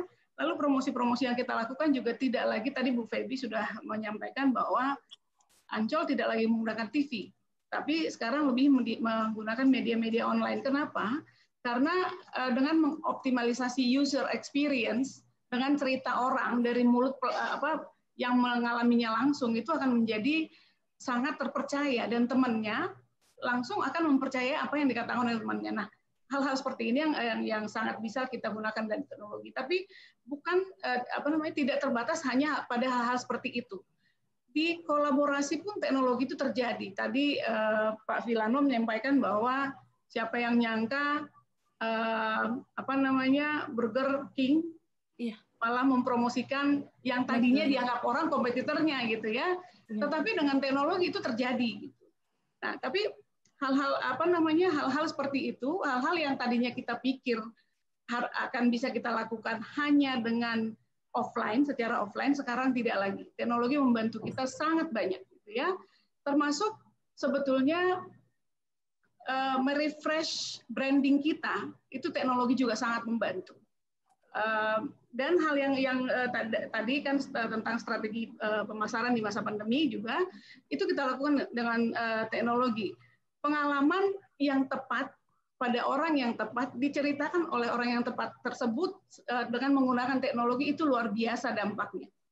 Nah, dengan data yang kita dapat dari teknologi juga, kita bisa menentukan niche market kita. Betul ya Bu Feby ya? Niche market kita jelas gitu. Jadi ada banyak efisiensi sebetulnya yang bisa kita lakukan di sini. Dengan menentukan mana market kita sebetulnya, kita meng-cut cost yang luar biasa besar. Karena kita tahu kita mau kemana nih. Saya mau ke Medan, saya nggak harus melalui Palembang, saya langsung aja ke Medan gitu kan. Saya mau ke Surabaya, tapi saya nggak mau muter-muter gitu ya, misalnya gitu. Target market saya adalah niche market saya adalah anak sekolah berusia 10 sampai 12 tahun. Oke, berarti kelas 4, 6 SD gitu ya. Oke, dengan penghasilan orang tua sekian-sekian, data tersedia semua gitu. Nah, hal-hal seperti ini sebetulnya yang sangat membantu, yang tadi saya sebutkan, bukan hanya di perencanaan, tapi juga di pengambilan keputusan dan pengimplementasian keputusan-keputusan yang sudah diambil. Nah, hal-hal seperti ini sebetulnya yang belum, kalau saya melihatnya dari sisi pemerintah, kami masih harus belajar banyak untuk menggunakan teknologi, khususnya di zaman 4.0 sekarang ini. Tadi strategi marketing yang sudah disebutkan banyak sekali oleh teman-teman, dan saya setuju. Satu tadi, kalau boleh saya simpulkan tadi, digitalisasi, kolaborasi ini penting, sosialisasi, kami menyebut dari pemerintah sosialisasi, tapi kita di sini mungkin branding gitu ya, dan personalisasi tadi itu penting. Semua ini dibantu oleh teknologi, tetapi ada hal-hal yang tidak boleh kita lupa. Strategi-strategi tadi akan berhasil kalau tantangan-tantangan yang terjadi sekarang juga dijawab oleh industri pariwisata. Misalnya konsistensi penerapan protokol kesehatan. Orang tidak akan percaya kalau kita inkonsisten dalam melakukan penerapan protokol kesehatan ini, ya. Itu akan terlihat dan akan mudah sekali diketahui orang dengan penyebaran informasi yang luar biasa cepat melalui media-media sosial, gitu ya. Lalu jaminan hygiene dan keamanan tadi disebutkan oleh semua pembicara, gitu ya. Lalu ada hal juga yang harus kita perhatikan bersama. Ini tantangan besar buat kita, khususnya pelaku-pelaku industri, yaitu penguatan produk-produk wisata luar ruang. Sekarang kan orang takut untuk berada di dalam ruangan, gitu ya. Nah, kita dengan teknologi yang ada, kita harus mampu menciptakan produk-produk wisata luar ruang dan atraksi-atraksi wisata luar ruang. Tadi Ancol sudah menyebutkan, Bu Feby sudah menyebutkan, Ancol sudah membuat beberapa di antaranya gitu ya. Dan kalau pemerintah Provinsi DKI Jakarta mencoba menjawab tantangan ini dengan membuat tampilan-tampilan kota yang luar biasa cantik sekarang kalau kita lihat di Sudirman Tamrin ya, itu juga peluang, dan kami bisa mempromosikan itu melalui teknologi yang sudah tersedia sekarang. Itu dulu yang bisa saya ceritakan. Baik, terima kasih banyak Ibu Santi Berarti memang ini penting sekali ya Bu ya, teknologi itu ya untuk menunjang hal yang ditingkatkan di Smart Tourism Destination ini. Baik, terima kasih Bu Sonti. Dan mungkin ini pertanyaan selanjutnya yang ingin saya tanyakan kepada Ibu Sonti, tantangan yang dihadapi dalam melakukan Smart Tourism Destination ini Bu. Dan kemudian kami persilahkan langsung saja kepada Ibu Sonti yang nantinya akan dilanjutkan dengan beberapa narasumber kita. Kami persilahkan Ibu. Oke, baik. Tantangan yang kita hadapi pertama sekali adalah keengganan untuk belajar. Oke. Kenyamanan keinginan untuk stay di comfort zone itu tantangan yang betul-betul harus kita hadapi sama-sama. Gitu ya. Kalau ingin survive, kita betul-betul harus mau beradaptasi dengan perubahan yang terjadi. Salah satu perubahan yang terjadi adalah harus mau belajar teknologi yang berkembang luar biasa pesat. Gitu ya. Jadi khususnya di kami pemerintah, karena kami berjalan dengan aturan-aturan yang sudah ajak, kadang-kadang kami lupa untuk mengikuti perkembangan-perkembangan yang terjadi. Gitu ya. Tetapi kami bersyukur ada teman-teman di luar sana, seperti teman-teman di Ancol, Bu Feby ya, yang dalam tanda petik memaksa kita untuk keluar dari comfort zone dan harus mengejar ketertinggalan itu. Itu yang pertama. Yang kedua, keterbukaan informasi ini juga di satu sisi membuat kita juga harus ekstra hati-hati, gitu ya, karena once berita yang negatif yang keluar, itulah yang akan melekat di kepala orang. Dan trust itu gampang terbangun, segampang dia juga akan terpuruk lagi dari orang kepada kita, gitu ya, kepercayaan itu. Nah, itu tantangan-tantangan yang kita hadapi sekarang ini di smart teknologi. Sisanya sebetulnya adalah peluang. Oke. Sisanya adalah peluang yang luar biasa besar buat kita. Jadi kalau yang poin saya adalah tantangannya sebetulnya lebih terletak kepada diri kita dalam menggunakan smart teknologi yang ada. Oke, berarti memang kita sebenarnya melihat tantangan itu sebenarnya juga bisa menjadi peluang ya Bu ya. Betul. Cuma sekarang ini kita masih membutuhkan bagaimana caranya untuk mencari proses ke arah peluang tersebut. Gitu. Terima kasih banyak Ibu Sonti, luar biasa sekali. Dan mungkin pertanyaan selanjutnya, pertanyaan yang sama akan diberikan kepada Pak Ferdinand Octavilano. Apa saja nih Pak tantangan yang dihadapi dalam melakukan Smart Tourism Destination ini dari sisi goers? Kami persilahkan Pak Vilano. Oke, Firdi. Jadi untuk mewujudkan Smart Tourism Destination ini, mungkin kalau kita baca-baca di berita ya, itu memang ada faktor yang mempengaruhi. Yaitu mungkin saya bisa simpulkan, saya ringkas jadi 3. Ada faktor dari pengelolanya, ya kan, faktor marketnya, dan juga faktor dari akses kebijakan pemerintah. Karena Indonesia ini nggak pernah kekurangan tempat wisata bagus sebenarnya. Cuman kadang-kadang akomodasi ke sananya sulit, akses jalannya mungkin nggak oke, signal nggak bagus. Nah ini juga mungkin jadi kendala, khususnya di daerah. Tapi kalau di perkotaan, yang semua akses tersedia baik sih sebenarnya nggak ada masalah. Intinya kesiapan industri ini memang dipengaruhi oleh faktor-faktor itu. Nah, tapi kendala terbesar, tadi mungkin Bu Sonti udah sempat singgung, saya juga setuju, kendala terbesar yang kebanyakan saya lihat adalah mungkin di faktor manusianya juga.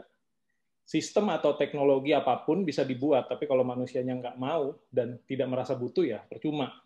Nah, tidak mau dan tidak merasa butuh ini terkait dengan mindset. Nah, ini yang perlu diubah ya, ditembus gitu. Mindset terhadap teknologi itu mungkin seringkali dianggap, wah saya takut di terawang nih, terlalu transparan. Jadi orang insecure ya kan, nggak percaya. Padahal teknologi itu sebenarnya paling jujur gitu dan transparan. Teknologi nggak bisa bohong sebenarnya kan, malah manusia bisa bohong kan. Nah, makanya fungsi teknologi itu kan dalam Smart Tourism Destination itu salah satunya untuk meningkatkan revenue sebenarnya ujung-ujungnya kan. Jadi misalnya contoh melalui mencegah kebocoran, ya kan, melalui efisiensi, ya kan. Tapi mungkin bisa aja manusianya yang malah takut jadi nggak bocor lagi kan, takut diefisiensi bahkan dia takut digantikan, bisa aja gitu, itu terjadi. Nah, faktor market juga penting. Apakah market ini siap dengan smart tourism destination?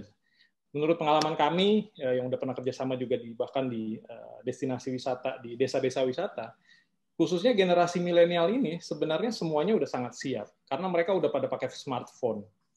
Oke, Pak. Berarti memang memerlukan kesiapan industri sendiri ya, Pak ya, dari segi market serta mindset-nya untuk siap menggunakan smart tourism destination atau teknologi itu sendiri. Oke, terima kasih banyak, Pak Phil. Selanjutnya, pertanyaan terakhir ini di sesi kedua. Nanti kita akan melanjutkannya lagi ke pertanyaan di sesi ketiga, tentunya masih banyak lagi. Apa saja yang diperlukan agar pengelola bisa mengimplementasikan smart tourism destination ini? Kami persilahkan mungkin kepada Ibu Feby, karena sepertinya aku lihat-lihat di Ancol sendiri sudah siap nih Bu untuk melakukan smart tourism destination. Ya, dibilang fully 100% siap ya belum ya. Maksudnya, tapi kami in the process untuk fully siap untuk menghadapi smart tourism ini. Mau nggak mau, it is not an option. Jadi pada awal-awal kami buka ya online reservations itu sakit kepala ya kita ya, goers ya. Karena persis kata Bu Santi tadi bilang, it is about behavior change, sesuatu yang tidak biasa dipaksa harus menjadi biasa. Jadi orang tuh harus belajar. Jadi sebenarnya kami pun di Ancol juga orang-orang yang maksudnya transformation digital transformations itu berawal dari people transformations dulu gitu. Jadi mindset-nya ini yang harus dirubah. Nah, itu yang paling penting. Nah, kemudian barulah terjadi yang namanya digital atau teknologi transformations terutama untuk pariwisata. Jadi bagi kami yang pertama yang harus disiapkan adalah kesiapan dari orang-orang kita ini, internal ini yang harus kita siapkan, terlepas dari sistem yang ada. Tapi memang ini sebuah proses ya. It is a journey. Jadi tidak seperti kita merubah membalikkan telapak tangan langsung berubah gitu. Jadi alhamdulillah sekarang kami sangat bergantung sih dengan teknologi ini, terutama buat Ancol misalnya nih ya, misalnya untuk kuota ya, dari sini kita bisa tahu in and out, berapa orang yang masuk, berapa orang yang keluar, apakah kita masih bisa menerima, apakah kita harus menutup pagar gitu kan ya, menutup gerbang. Online reservations itu kita juga melakukan screening, kita melakukan self declarations. Jadi kita akan tahu siapa-siapa, apakah mereka sehat dan tidak. Kalau mereka tidak sehat dan mereka tidak bisa terus untuk memproses tiket masuk. Dan teknologi ini juga memungkinkan kami untuk melakukan tracing. Ya, jadi apabila terjadi sesuatu, kita punya data-datanya. Orang ini sudah kemana aja kita bisa tracing, ya kan? Untuk yang program yang 3T itu kan, tracing sama treatment kan. Jadi inilah yang menjadi alat buat kami untuk membantu operasional kami di lapangan dan juga untuk memberikan kemudahan kepada masyarakat. Tapi ada cerita lucu juga, maksudnya tadi Bu Santi bilang nggak gampang karena kadang orang datang ya, mereka datang dengan mobil bagus, dengan mobil mewah gitu ke Ancol, tapi they have no clue gimana cara online. Jadi mereka kasih aja handphonenya nih dari jendela mobil, tolongin deh saya nggak ngerti gitu kan. Ya jadi tim Ancol tuh yang di lapangan tuh kita harus benar-benar siap, jangan sampai tolongnya dikasih handphone, mereka juga nggak tahu harus gimana gitu kan ya. Nah, ada juga yang udah datang terus mereka nggak tahu apa-apa, terus kan kasihan juga ya. Jadi kita juga siapkan juga yang offline, kita kasih tahu, kita edukasi. Nah, untuk itu kan timnya kita juga harus siap. Jadi nggak cuma teknologi per se, tapi buat saya sih yang paling penting transformasi teknologi itu berawal dari people-nya dulu sih. Gitu. Oke. Itu yang harus siap. Terutama di rekreasi kan ya, kita kan services industry ya, dan service industry adalah manusia kan di belakangnya. Iya betul. Ya. Terima kasih banyak Ibu Feby, luar biasa sekali. Berarti memang harus transformasi teknologi itu pelan-pelan ya Bu ya, dari orangnya terlebih dahulu. Ya orangnya dulu. Jangan sampai kita punya teknologi canggih, orang-orang di Ancol nggak siap. Percuma ya. Jadi wasted gitu jadinya, ya kan? Oke, iya betul sekali Ibu Feby. Baik, terima kasih banyak Ibu. Selanjutnya kami persilahkan kepada Pak Heri untuk sharing Pak. Apa nih yang diperlukan agar pengelola bisa mengimplementasikan Smart Tourism Destination ini? Karena Mahaka Attraction ini, GoWet sendiri juga sudah melakukan Smart Tourism Destination ini, setahu saya. Kami persilahkan Pak Heri. Ya, kalau kita dari manajemen melihat bahwa untuk mengarah ke smart tourism adalah memang trust ya. Trust untuk cooperation with the others gitu ya. Bisa contoh dengan satu company, aplikasi atau apapun. Kalau memang udah ada mindset seperti itu, mungkin mudah sih melakukannya. Dan juga basic dari mindset kita adalah the future business is the data is the king ya. Betul-betul data itu akan menjadi raja. Apalagi kita berhadapan, mungkin kalau saya analisa sih kaum milenial ini udah akan lewat kan marketnya. Kita sudah masuk yang sampai berakhir itu lahiran 2010 adalah generasi Z ya. Gen Z ini yang mereka udah lebih canggih daripada milenial sekarang ya.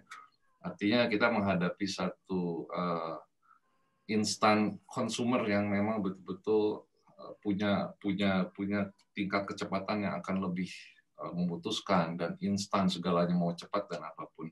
Sehingga kalau kita nggak masuk ke smart tourism mungkin akan menjadi bahaya untuk pengelola ya, sebagai pengelola industri wisata akan ditinggal oleh market itu sendiri sebetulnya.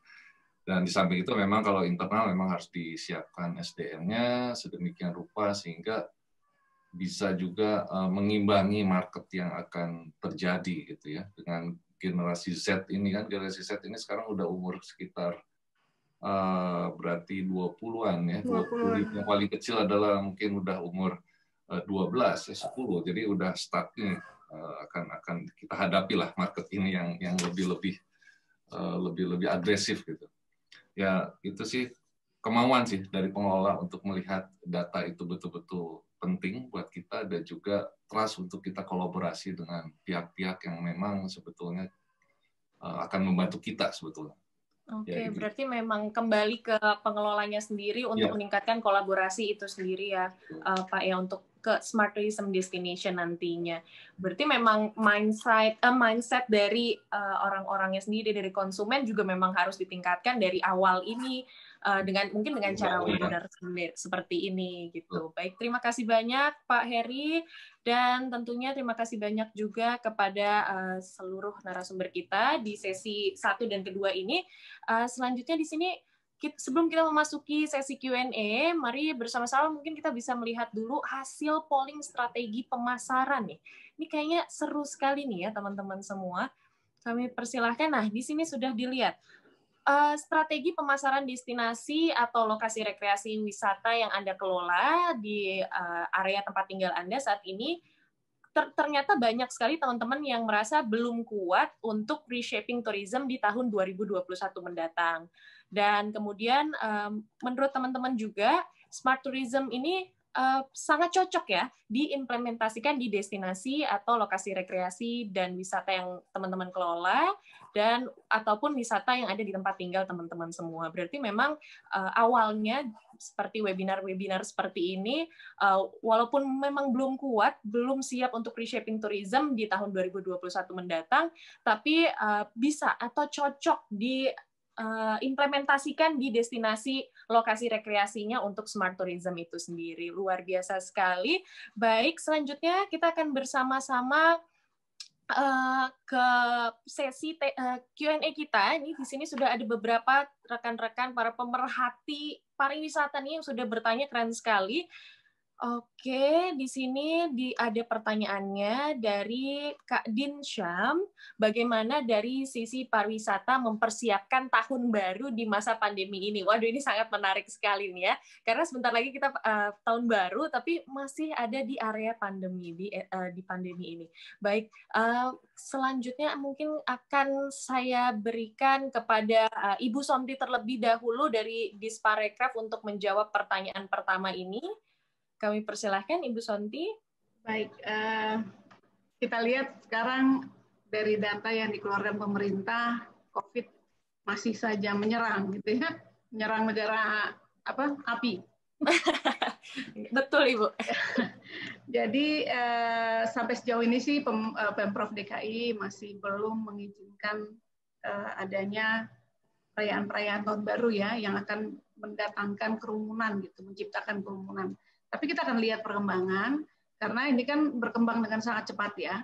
apapun nanti yang diputuskan, kami cuma berharap seluruh masyarakat yang ada di DKI Jakarta mematuhi setiap aturan yang dibuat oleh pemerintah, karena itu adalah untuk kebaikan kita bersama. Dan selanjutnya pertanyaan ini juga ingin saya berikan kepada Ibu Feby, kami persilahkan.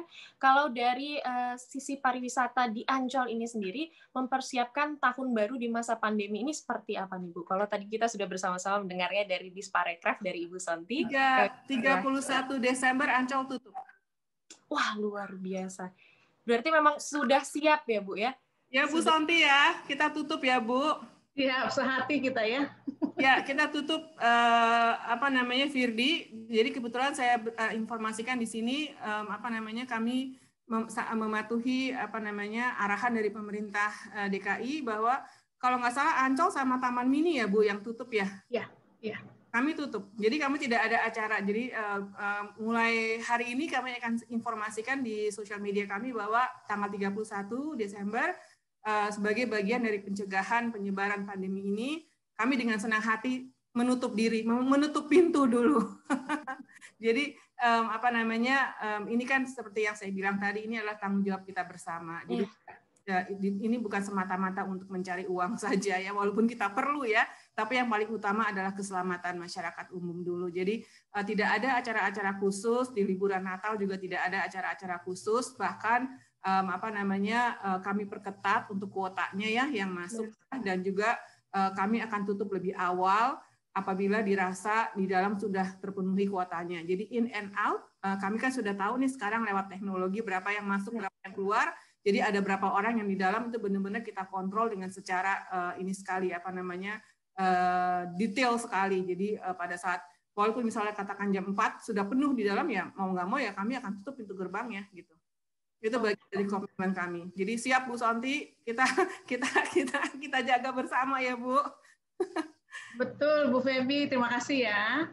Sama-sama Bu. Luar biasa sekali. Terima kasih banyak Ibu Feby dan tentunya Ibu Sonti, terima kasih banyak. Berarti memang dari segi Disparekrafnya tentunya dan dari segi Ancolnya sendiri juga sudah ada banyak sekali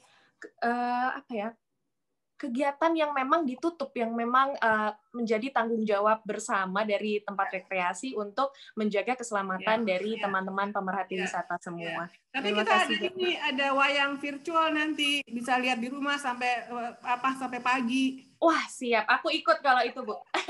Kan dulu kan selalu ada ya wayangan tahun baru kan ya, Pak Gubernur selalu datang ya kan. Nah, sekarang kita akan virtual, kemudian acara-acara tahun baru Ancol di tahun-tahun yang sebelumnya kita akan adakan virtual, kembang api virtual, dari kembang api yang tahun lalunya kita jahit kembali, kita virtualkan di malam tahun baru, jadi bisa dinikmati bersama di rumah. Di rumah, oke, luar biasa. Bagian Ancol yang datang ke rumah buat acara tahun baru ya. Iya betul Bu, di update-nya via virtual dulu ya Bu. Iya. Semuanya. Ini kan. Semuanya akan virtual. Jadi orang nggak akan kehilangan masa-masa tahun baru di Ancol. Oke, terima kasih banyak Ibu Feby, dan mungkin pertanyaan selanjutnya ini ada dari Mbak Hamidah terlebih dahulu yang akan kami bacakan. Apa pesan pembicara terhadap penggiat usaha bidang pariwisata mungkinnya di daerah luar Jakarta yang saat ini juga terkena dampak pandemi dan mengalami kesulitan untuk recover? Mungkin kami persilahkan kepada Pak Heri terlebih dahulu, karena sepertinya dari Mahaka Attraction ada di beberapa areal di luar Jakarta. Kami persilahkan Pak Heri. Ya, oke. Mungkin pertanyaan ini sesuai mungkin dengan pengalaman kita ya. Artinya memang harus memapping kekuatan daripada tempat pariwisata itu sendiri, kemudian marketnya, kemudian juga dari segi aspek ya, macam aspek harga atau apapun. Oleh karena itu memang kenapa fungsinya teknologi sebenarnya itu yang membuat kita menjadi punya efektif dan efisien untuk melakukan satu pengelolaan satu tempat. Jadi message-nya ya bagaimana sekarang mendata, memapping daripada tempat tersebut, dan juga yang paling penting adalah disrupsi daripada tatanan masyarakat ini yang pastinya sudah berubah, harus digali lebih jauh apa keinginan mereka dan segala sesuatunya sehingga kita dapat mengakomodir kemauan mereka secara baik untuk berwisata datang ke tempat itu sendiri sih. Oke, berarti memang harus dilihat dari konsumen yang ada di sekitar area rekreasi pariwisata itu juga ya Pak Heri ya. Itu yang sebenarnya penting teman-teman. Baik, terima kasih banyak Pak Heri. Mungkin selanjutnya kita akan langsung masuk ke sesi ketiga, tapi sebelum itu mohon izin untuk kepada rekan-rekan pemerhati pariwisata nih yang bergabung di webinar sore hari ini untuk mengisi polling peran teknologi untuk pariwisata. Nah, di sini ada beberapa pertanyaan yang sepertinya sangat menarik kalau saya lihat ya. Nanti kita akan melihat nih isinya atau hasilnya dari polling ini di akhir acara nanti. Baik, sambil menunggu rekan-rekan mengisi polling, kami mempersilahkan kepada rekan-rekan semua untuk menyaksikan video berikut. Selamat menyaksikan.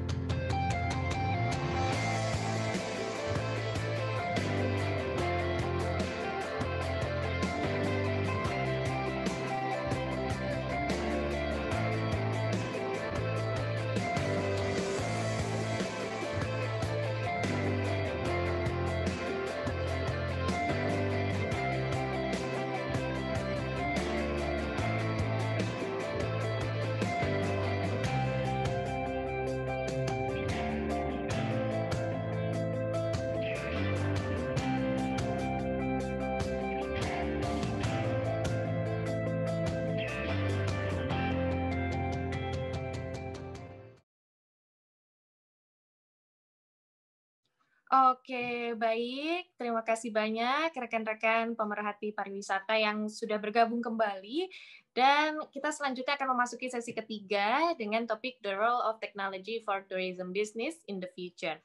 Dan pertanyaan pertama ini mungkin saya akan berikan kepada Pak Vilano. Pertanyaannya, bagaimana perkembangan teknologi yang terjadi sejauh ini dan bagaimana peran teknologi di industri pariwisata rekreasi nih, Pak Vil? Menurut Pak Vil dari sisi Goers, kami persilakan Pak Vil. Oke, jadi perkembangan teknologi itu di segala bidang ya. Itu beberapa tahun terakhir, termasuk di pariwisata, itu trennya mengarah ke sesuatu yang sifatnya smart. Makanya ada yang namanya smartphone, smartwatch, smart car, smart TV. Bahkan tadi kita sempat ngomong smart tourism, ya kan, dan lain-lain lah. Artinya artinya bahwa manusia ini semakin percaya dengan kepandaian atau smart teknologi ini. Karena teknologi ini dia dipercaya bisa menjawab kebutuhan manusia. Nah, tapi sejak pandemik ini kan kita juga lihat trennya, muncul kebutuhan akan yang namanya health teknologi, yaitu teknologi yang mendukung kesehatan dan keamanan manusia. Nah, jadi terkait dengan tourism, industri ini harusnya juga industri yang update terhadap teknologi yang smart dan healthy. Nah, kemudian juga peran teknologi di industri pariwisata yang lebih lanjut adalah artinya industri pariwisata dan rekreasi harus aware dengan hal ini. Nah, kita harus ikut perkembangan supaya kita nggak ketinggalan. Jadi karena teknologi itu kan harus mempermudah dan bisa mengoptimalisasikan tempat rekreasi wisata yang ada. Dan tentunya dengan adanya teknologi tersebut diharapkan akan menjawab kebutuhan tempat wisata yang tadi saya sempat singgung, ada keamanan, kenyamanan, kepastian, kemudahan, dan yang pasti membawa keuntungan. Itu sih. Oke, luar biasa sekali Pak Vil. Berarti memang mengarah ke segala yang berhubungan dengan smart ya Pak ya? Dan mungkin ke depannya berhubungan juga dengan health juga ya, karena sekarang di masa pandemi ini masih membutuhkan yang meningkatkan kesehatan atau yang tanggung jawab akan kesehatan konsumen itu sendiri. Terima kasih banyak Pak Vil. Mungkin selanjutnya pertanyaan tadi akan saya tanyakan kembali kepada Pak Heri. Bagaimana nih Pak perkembangan teknologi dan ataupun peran teknologi di industri pariwisata dan rekreasi? Kami persilakan kepada Pak Heri. Menurut saya mutlak ya. Untuk ke depan, masa depan ini udah sangat mutlak sih. Karena sebagai informasi utama, artinya teknologi ini berperan bagi konsumen, artinya mereka bisa membuat perencanaan ya dari sisi traveling mereka, atau mereka akan pergi kemana sesuai dengan budget dan banyak faktor untuk dari sisi konsumen. Nah, ini kita harus perdalam sisi konsumen, kebutuhannya seperti apa, sehingga bisa membuat data untuk pengelola, sehingga peranan teknologi ini sebagai PR ya bagi pengelola. Memang terbagi dua, di sini ada teknologi hardware dan software yang dimana ini sangat berbeda, yang kita harus menganalisa satu persatu, yang dimana kalau teknologi kalau bisa jangan sampai error ya di waktu digunakan atau apapun. Nah, itu menghambat, sehingga menghambat proses di dalam teknologi dalam turisme ini. Jadi kita lihat sih sangat mutlak, dan kedepannya mungkin menjadi siapa yang kuat yang mempunyai teknologi yang harus dari sekarang dedicated dan terus karena teknologi kan berkembang ya, tidak akan berhenti di situ. Nah, itu harus terus diikuti sesuai dengan tren pasar. Nggak tahu nanti kalau udah ada genset lewatnya ada gen apa lagi, nah itu yang kita harus gali terus ya, insight daripada konsumen sebetulnya. Ya. Oke, terima kasih banyak Pak Heri. Berarti memang pentingnya itu ya Pak ya, meningkatkan perencanaan pariwisata itu sendiri. Betul. Baik, mungkin pertanyaan selanjutnya akan saya tanyakan kepada Ibu Feby. Pertanyaan berikut ialah teknologi seperti apa yang dibutuhkan untuk pariwisata rekreasi di masa depan, Ibu, menurut Ibu Feby sendiri, dan apakah benar bermanfaat dan apa saja manfaatnya nih kira-kira? Kami persilakan Ibu Feby. Tapi aku singkat aja bahwa teknologi itu benar-benar sangat membawa manfaat sih. Maksudnya we cannot live without technology sekarang ini.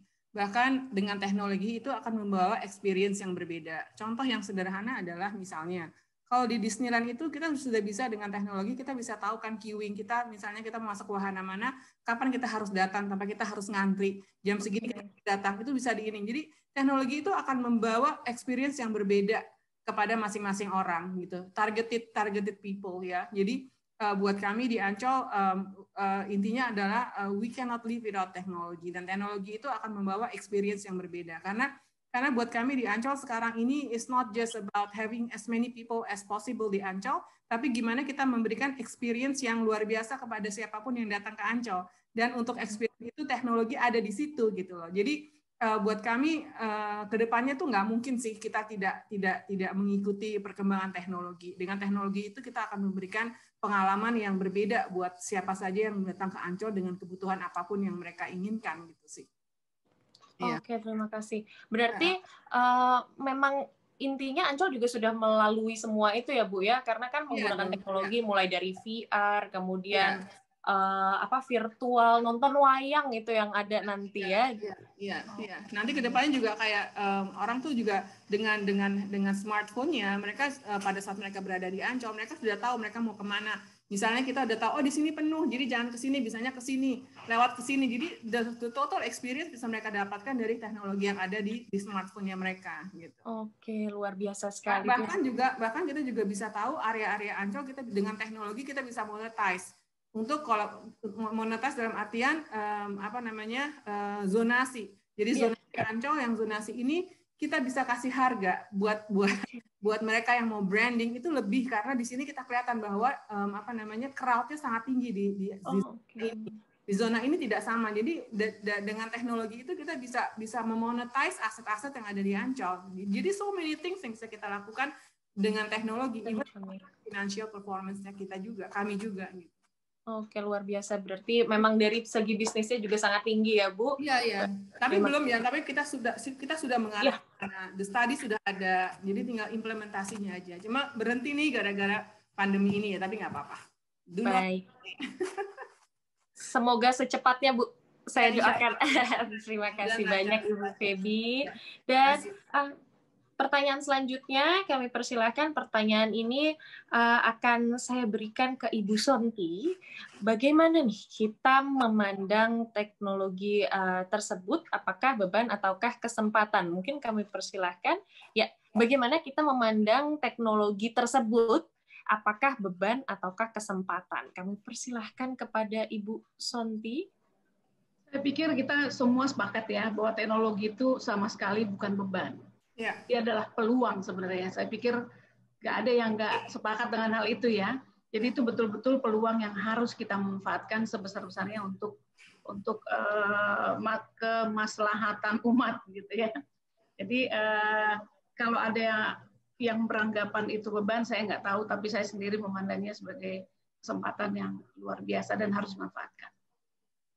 Oke, luar biasa sekali Ibu. Berarti memang intinya ini sebuah kesempatan ya Bu ya. Terima kasih, pastinya dari Disparekraf juga yakin dan kedepannya akan lebih ke smart tourism destination lagi. Terima kasih banyak. Mungkin kami persilahkan kepada Pak Villano untuk pertanyaan tadi yang akan saya telah berikan, mohon maaf, kepada Ibu Sonti, bagaimana kita memandang teknologi tersebut, apakah beban ataukah kesempatan? Karena tadi juga sudah dijawab oleh Ibu Feby dan Pak Heri, karena melihatnya sebagai kesempatan kalau dari yang mempunyai rekreasi itu sendiri. Kami persilahkan kepada Pak Phil. Oke, jadi saya juga setuju dengan Bu Sonti. Memang kalau dilihat hanya dari kacamata bahwa teknologi itu sebagai pelengkap, maka yang akan timbul pasti akan beban.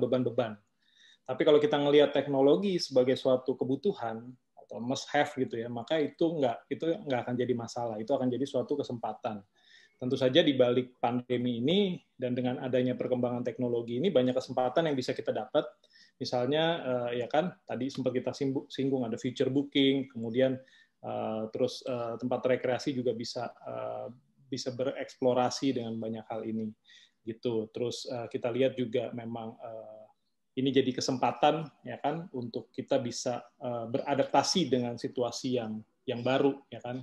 Karena kalau kita lihat masa depan, kita coba lihat after pandemic ini, kita nggak tahu apa dengan ada vaksin atau tidak ada vaksin, apakah kondisinya akan berubah, kita nggak tahu. Tapi yang pasti saya bisa sampaikan adalah 100% tidak akan balik ke habit kebiasaan yang lama. Ya kan? Kalau orang sekarang udah jaga kesehatan, udah jaga jarak, contactless, cashless, jadi tempat wisata dan rekreasi itu udah harus siap-siap dari sekarang. Itu kesempatan kan, bukan beban lagi. Nah, tadi pertanyaannya apakah ke tempatnya sekarang udah ada standar yang tepat, ya kan? Better itu memang sudah dijadikan SOP, tetap saja gitu. Terus teknologi yang dibutuhkan apa? Termometer kah, scanner kah gitu. Terus contactless yang dibutuhkan apa? Sistem antrian, sistem reservasi supaya orang nggak berdesak-desakan lagi walaupun masa depan. Ya kan, terus cashless dibutuhkan apa saja, mungkin booking online system, cashless method dan lain-lain gitu. Jadi dan kita lihat di masa depan ini kan trennya IoT kan, Internet of Things dan AI, artificial intelligence. Jadi kebergantungan akan teknologi ini makin tinggi. Jadi di era pandemik ini saya percaya ini udah berjalan 9 bulan, hampir setahun, ya kan. Jadi kalau dari sisi psikologis, habit orang udah pasti berubah. Jadi kebiasaan ini pasti akan tetap ada yang dipertahankan dan terus berjalan. Jadi jangan hanya pasrah dan berharap untuk kembali ke masa lalu. Jadi kita move on, gitu sih kalau saya. Oke, pastinya ya Pak ya, harus move on ke depannya nih ya Pak. Harus selalu berpikir kreatif tentunya, karena memang tadi yang sudah diberikan oleh beberapa narasumber kita juga memandang teknologi itu sebagai suatu kesempatan ke depannya. Terima kasih banyak Pak Phil. Baik, selanjutnya mohon izin kepada narasumber, kita akan memasuki sesi keempat, sesi terakhir tentang safe traveling after a pandemic. Is it safe to travel again? Nah, ini sepertinya nih ya yang ditunggu-tunggu oleh generasi milenial seperti saya. Apakah sudah boleh nih untuk liburan? Apakah sudah aman? Nah, pertanyaan pertama mungkin, apakah berpergian dan rekreasi kini dapat dikatakan sudah memasuki fase aman? Dan bagaimana prediksi gaya hidup serta kebiasaan ini ke depannya? Mungkin pertanyaan pertama ini saya akan berikan kepada Ibu Sonti, karena sepertinya di Sparekraf lebih mengetahui nih untuk kira-kira ke depannya seperti apa. Kami persilahkan Ibu Sonti. Oke, sebetulnya aman tidak aman itu tergantung disiplin kita, gitu ya. Disiplin. Kalau semua disiplin, penyedia tempat rekreasi, pelaku industri itu disiplin, lalu yang datang itu juga disiplin, saya pikir aman, gitu ya. Kalau misalnya Ancol sudah menetapkan bahwa orang kalau mau datang ke Ancol silakan reserve dulu online. Tapi tetap kita lihat orang reserve-nya online sih, tapi di pintu gerbang Ancol gitu ya. Tadi kan Bu Femi sampaikan. Iya, waktu awal-awalnya begini gitu ya. Nah, saya sebetulnya tingkat disiplin kita juga itu yang akan membuat kita aman. Jadi kalau pertanyaannya adalah apakah sudah aman? Akan aman kalau kita semua mau mematuhi peraturan yang dibuat oleh pemerintah. Karena pemerintah tidak akan memberikan izin satu tempat dibuka kalau memang itu dianggap tidak aman. Sekali pemerintah bilang, oke, sekarang kita PSBB dilonggarkan, sebetulnya itu adalah pernyataan bahwa oke, silakan. Tetapi itu tadi, Anda juga harus mengikuti segala peraturan yang ada, gitu ya. Jadi tadi Pak Vilano sudah menyampaikan bahwa kita tetap harus melakukan kebiasaan-kebiasaan yang sudah kita lakukan sekarang di tengah pandemi ini. Meskipun nanti pandemi berlalu, kebiasaan-kebiasaan yang baik itu harus tetap kita lanjutkan supaya semua aman. Itu Mbak.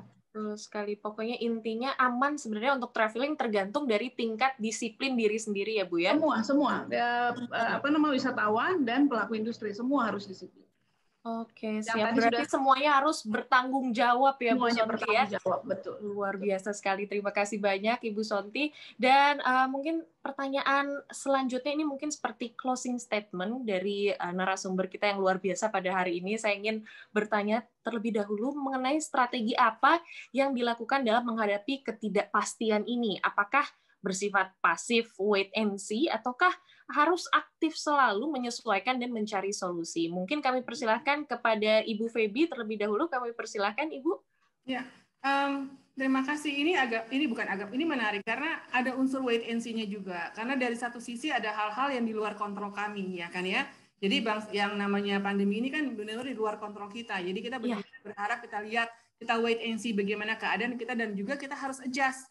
apapun peraturan-peraturan yang ada, kita harus sangat fleksibel untuk melakukan adjustment. Jadi ada unsur wait and see-nya karena ada faktor di luar kontrol kita, dan juga tentunya kita harus bisa untuk beradaptasi gitu, actively untuk melakukan adjustment dan perubahan-perubahan. Di sisi lain juga ada faktor-faktor yang di luar kontrol kita, di mana kita ada satu masa kita wait and see gitu ya. Dalam artian adanya sekarang kayak gimana sih? Wait and see itu bukan berarti dalam artian pasif ya. Jadi kita harus bisa melihat, tadi kata Bu Sonti bilang kita harus bisa melihat data, skenario 1, 2, 3, 4. Jadi kita harus aktif lah. Kita nggak bisa diam dalam artian ya udahlah terserah aja nanti kayak gimana. Nggak bisa kayak gitu. Jadi adaptasi itu penting sekali. Harus kita lakukan, like it or not ya. Baik, terima kasih banyak Ibu Feby, luar biasa sekali ini. Semoga nantinya Ancol ke depannya akan banyak sekali adaptasi-adaptasi program baru. Terima kasih itu banyak. Harus itu itu surviving tools untuk menghadapi ke depannya nanti gitu. Oke, siap. Terima kasih banyak Ibu Feby. Dan selanjutnya pertanyaan ini juga akan saya tanyakan kepada Pak Heri. Pak Heri, mohon izin, strategi apa yang dilakukan dalam menghadapi ketidakpastian ini, dan apakah bersikap pasif, wait and see, ataukah aktif menyesuaikan dan mencari solusi? Kami persilakan, Pak. Ya, mungkin kalau message-nya dari kita, yang paling pertama adalah terus ya menggali data, karena data ini pasti akan dinamis, data khususnya di luar ya, dengan tren yang ada, sehingga yang tadi Ibu Feby bilang bahwa wait and see, tapi bukan pasif, tapi ya itulah dengan data kita bicara. Kemudian kalau mungkin pola bisnis mindset yang harus dirubah, karena terjadi perubahan ini yang dimana kalau kita sebutnya sih memang business of sharing of business ya, polanya sudah akan tren ke sana, karena kita harus mengkolaborasikan banyak pihak yang bisa mendukung untuk kita bisa survive ya, ke depannya seperti itu sih. Jadi kita harus trust, kemudian juga kita harus punya satu pola mindset yang memang ini semuanya harus sharing di dalam bisnis ini. Ya misalkan apakah dengan aplikasi atau software ya yang memang mendukung kita teknologi, kita kan nggak mungkin harus berinvestasi in-house, apalagi masa begini dengan punya programmer dan segala sesuatu, arti kita mesti berkolaborasi, bahkan mesti share dari apa yang kita dapat dari konsumen. Dan juga mungkin banyak kolaborasi dengan infrastruktur, mungkin di beberapa tempat yang teknologinya belum memadai ya, mau nggak mau juga itu harus kita bicarakan juga. Kebetulan 3 hari yang lalu saya bicara dengan Hypernet untuk bicara masalah ini.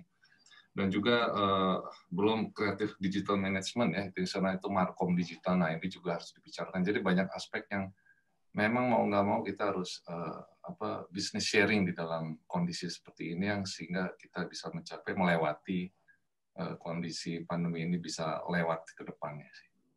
Amin. Ya, mungkin pesan juga buat yang lain, dan juga apa yang kita lakukan akan seperti itu sih.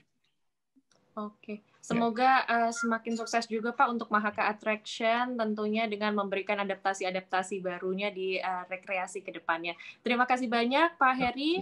Dan selanjutnya pertanyaan ini juga ingin saya berikan kepada Ibu Sonti. Mohon izin Ibu, kami persilahkan. Apakah harus bersikap pasif ataupun harus bersikap aktif, Bu? Kami persilahkan Ibu Sonti. Sikap kita gitu ya, sikap kita harus aktif. Bahkan ketika kita dituntut pasif pun sebetulnya kita harus tetap aktif. Dalam artian kita tetap harus memikirkan langkah-langkah apa yang harus kita ambil selanjutnya. Apa yang harus kita antisipasi ke depan. Challenge apa yang harus bisa kita hadapi, strategi apa untuk menghadapinya, seperti itu ya. Jadi kalau ditanya apakah kita wait and see atau aktif, kita harus sangat aktif, karena bagaimanapun juga yang beradaptasilah, yang mampu beradaptasilah yang akan mampu tetap bertahan. Tanpa adaptasi kita semua akan ditinggal oleh zaman. Oke, luar biasa sekali. Terima kasih banyak Ibu Sonti. Semoga semakin sukses di Sparekraf ke depannya tentunya. Baik, dan selanjutnya pertanyaan ini juga saya akan berikan kepada Pak Villano. Kami persilahkan Pak Villano, kalau dari GOR sendiri ini harus seperti apa Pak? Yang pasti kalau adaptasi itu memang penting. Jadi adaptasi itu sangat penting, dan kita juga adaptasi tapi harus berhati-hati juga, ya kan? Dan untuk beradaptasi ini tentu saja kita harus bisa berkolaborasi. Susah juga kalau kita beradaptasi sendirian, akan lebih berat. Apalagi adaptasi dengan kita harus bisa beradaptasi dengan kondisi yang ada sekarang, yang kita juga sendiri belum tahu ke depan seperti apa, ya kan? Karena kan ketidakpastian ini dihadapi oleh semua pihak, ya kan? Jadi memang untuk beradaptasi ini kita butuh bergandengan tangan bersama-sama, ya kan? Contoh misalnya Goers berkolaborasi dengan Ancol, ya kan? Tadi kita ngomongin sempat bicara mengenai perubahan habit konsumen dari yang biasa terus jadi dipaksain online. Nah, di situ Goers gimana berkolaborasi dengan Ancol, membantu Ancol untuk bisa mengubah habit customer-nya, ya kan? Di situ terus juga dengan Mahaka Attraction, ya kan? Di mana kita juga memberikan solusi-solusi yang lain mengenai teknologi online, kemudian sistem-sistem validasi, point of sale seperti demikian. Dan ini kolaborasi ini yang menurut saya perlu dipertahankan terlebih lagi setelah masa-masa ini, karena kita nggak tahu ke depan gimana, tapi ketika kita bersama-sama, kita bergandengan tangan, pasti kita lebih kuat kan gitu. Dan kolaborasi ini yang akan membuat kita bisa bertahan dibanding kita berusaha sendiri. Jadi mungkin dengan webinar ini, saya percaya untuk ada peserta-peserta yang lain juga, kita bisa lihat bahwa kita yang di sini pun semuanya saling mensupport satu sama lain untuk sama-sama bertahan. Jadi teman-teman yang mau bekerja sama, kita juga nggak nutup kemungkinan kita ada yang bisa kita bantu, pasti kita bantu gitu. Karena ini industri kita bersama-sama. Iya, pastinya Pak. Terima kasih banyak Pak Villano. Berarti memang intinya harus terus berkolaborasi ya Pak ya, dengan mulai dari bisnis to bisnis maupun dengan pemerintah juga harus berkolaborasi terus. Dan semoga Goers juga tetap sukses Pak ke depannya dan dapat beradaptasi menjadi sesuatu yang dapat menunjang rekreasi di Indonesia ini. Terima kasih banyak Pak Vil. Dan terima kasih banyak pokoknya saya ucapkan nih kepada seluruh narasumber kita yang luar biasa sekali. Dan mohon izin, saya ingin membacakan terlebih dahulu hasil polling peran teknologi untuk pariwisata yang sudah diisi oleh teman-teman semua tadi. Di sini ternyata masih banyak ya pemasaran dan promosi destinasi lokasi rekreasi dan pariwisata sudah memanfaatkan teknologi dalam hal kepariwisataan, peruntukannya untuk apa saja, berarti memang sudah banyak sekali yang melakukan pemasaran dan promosinya. Kemudian masih banyak juga teman-teman yang cukup optimis tentang terhadap pariwisata Indonesia di 2021, khususnya untuk keamanan dalam berwisata itu sendiri. Mungkin masih banyak juga teman-teman yang belum memanfaatkan teknologi. Semoga nantinya ke depannya teman-teman semua mendapatkan insight dari bagaimana teman-teman lain di sini atau narasumber kita yang sudah pakar dalam bidangnya di sini bisa mendapatkan mandat dari penerapan teknologi yang dilakukan di tempatnya. Baik, dan selanjutnya mohon izin narasumber kita yang terhormat pada sore hari ini, kita akan bersama-sama memasuki sesi Q&A terakhir. Di sini sudah ada beberapa Q&A yang luar biasa, menarik sekali. Dan baik, pertanyaan yang pertama yang akan diberikan yaitu dari Kak Vesti Roska, bagaimanakah tempat pariwisata yang menjual jasa untuk pariwisata yang bisa dinikmati secara on the spot saja, semisal di museum ada wahana yang membutuhkan aksi pengunjung atau tempat pariwisata seperti snorkeling atau climbing dan lain-lain. Mungkin pertanyaan ini akan saya berikan kepada Pak Villano terlebih dahulu, kami persilahkan Pak. Saat ini untuk menjual dan promosi secara online itu sangat possible, ya kan? Kami khususnya dari Goers kita juga menyediakan teknologi. Kita bekerja sebagai teknologi partner buat setiap teman-teman yang punya tempat rekreasi dan tempat wisata atau jasa pariwisata apapun, ya kan? Jadi itu kita bisa bantu support. Saat ini kita bisa mensupport dengan menyediakan misalnya supaya mereka bisa berjualan online, bisa di-booking secara online, dan itu juga artinya bisa ditempel ke sosial media mereka untuk supaya orang bisa langsung pesan secara langsung. Jadi kalau dari kami itu solusinya itu, dan kami juga pasti bisa bantu promosi dengan marketing tools yang Goers miliki. Oke, terima kasih banyak Pak Villano. Baik, dan Berarti memang harus ini ya Pak ya, beradaptasi juga ya untuk teman-teman yang memiliki tempat rekreasi. Jadi sebenarnya tidak hanya lewat on the spot saja, tapi bisa juga lewat online dan bisa langsung menghubungi Pak Vilani mungkin. Ya, baik. Dan selanjutnya pertanyaan ini dari Kak Dani. Yang di sini juga memberikan ini. Sebelumnya, katanya kami dari pemilik wisata daerah berterima kasih dengan adanya acara ini. Saya pribadi menjadi lebih optimis untuk menghadapi pandemi ini ke depannya. Dan pertanyaan ini mungkin akan saya berikan kepada Ibu Feby dan Pak Heri. Pertanyaannya, bagaimana saran dari pembicara untuk menghadapi pengunjung yang tidak paham dan cenderung sulit untuk menggunakan teknologi? Mungkin kami persilahkan kepada Ibu Feby terlebih dahulu. Ini kayak pengalaman pada awal-awal kita untuk reservasi online ya, maksudnya iya, betul. Jangan pernah untuk putus asa ya, karena ini adalah sebuah proses pembelajaran. This is about behavior change ya dari para pengunjung. Jadi harus tetap melakukan edukasi terus-menerus dan konsisten. Kuncinya adalah konsistensi, itu penting. Jadi jangan kita semangat-semangat di awal untuk mengedukasi masyarakat untuk menggunakan teknologi, kemudian di tengah-tengah kita langsung melemah lagi. Jadi konsistensi itu penting, dan proses perlu untuk dipahami bahwa proses pembelajaran ini nggak gampang. It takes time and it takes process. Jadi bersabar aja dan konsisten. Intinya konsisten itu aja. Lama-lama orang akan terbiasa karena mereka terpaksa mau nggak mau, ya. Itu intinya memang konsisten ya Bu ya. Jangan dikasih celah, oh ya udah deh nggak apa-apa deh gitu. Memang pada awal-awalnya kita akan memberikan bantuan, tapi pelan-pelan itu akan kita hilangkan. Jadi kita paksa untuk mereka untuk berkawan dengan teknologi. Baik.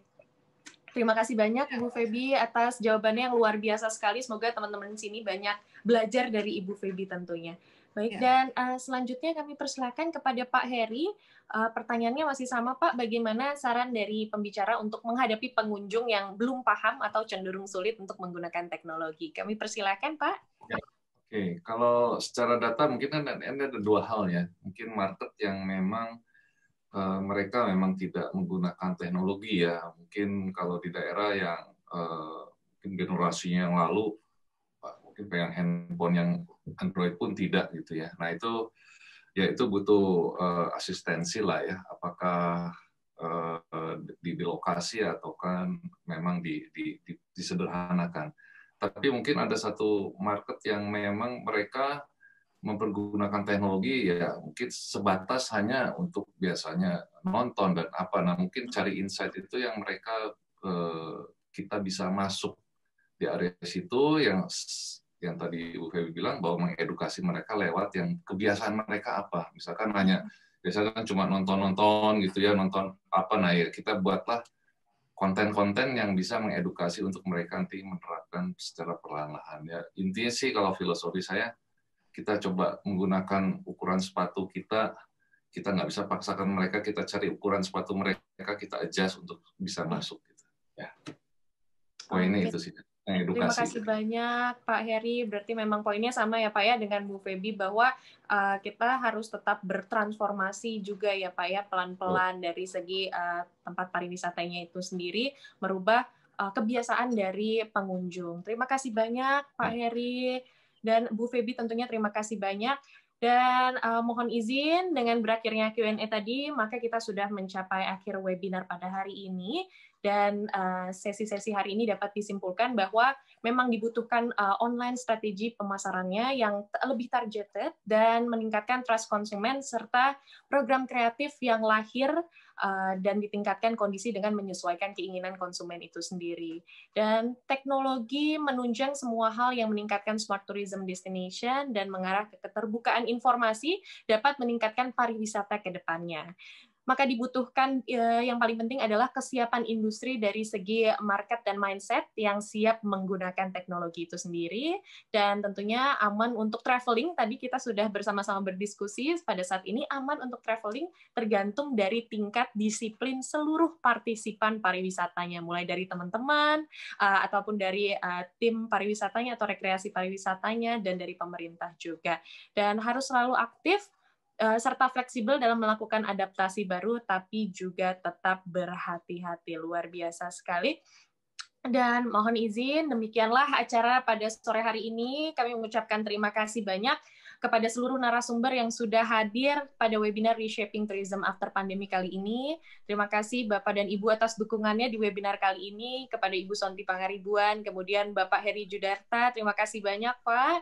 Dan kemudian Ibu Febrina Intan, mohon izin, selamat Ibu, terima kasih banyak. Semoga nanti dari Mahaka Attraction serta dari Ancol akan lebih sukses lagi ke depannya. Terima kasih banyak.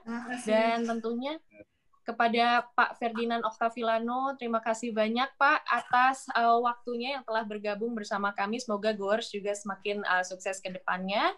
Kami juga mengucapkan terima kasih kepada media partner kami, Urang Purwakarta, dan seluruh pihak yang tidak dapat kami sebutkan satu persatu. Tentunya terima kasih juga kami ucapkan seluruh teman-teman para pemerhati pariwisata yang antusias sekali mengikuti webinar Reshaping Tourism After Pandemic kali ini. Dan nantikan tim kami untuk menghubungi para hadirin yang beruntung mendapatkan saldo e-wallet atas pertanyaan-pertanyaan yang luar biasa hari ini. Akhir kata, untuk para sahabat destinasi rekreasi dan pariwisata Indonesia, recovery to the extraordinary. Sampai jumpa di webinar Goers selanjutnya.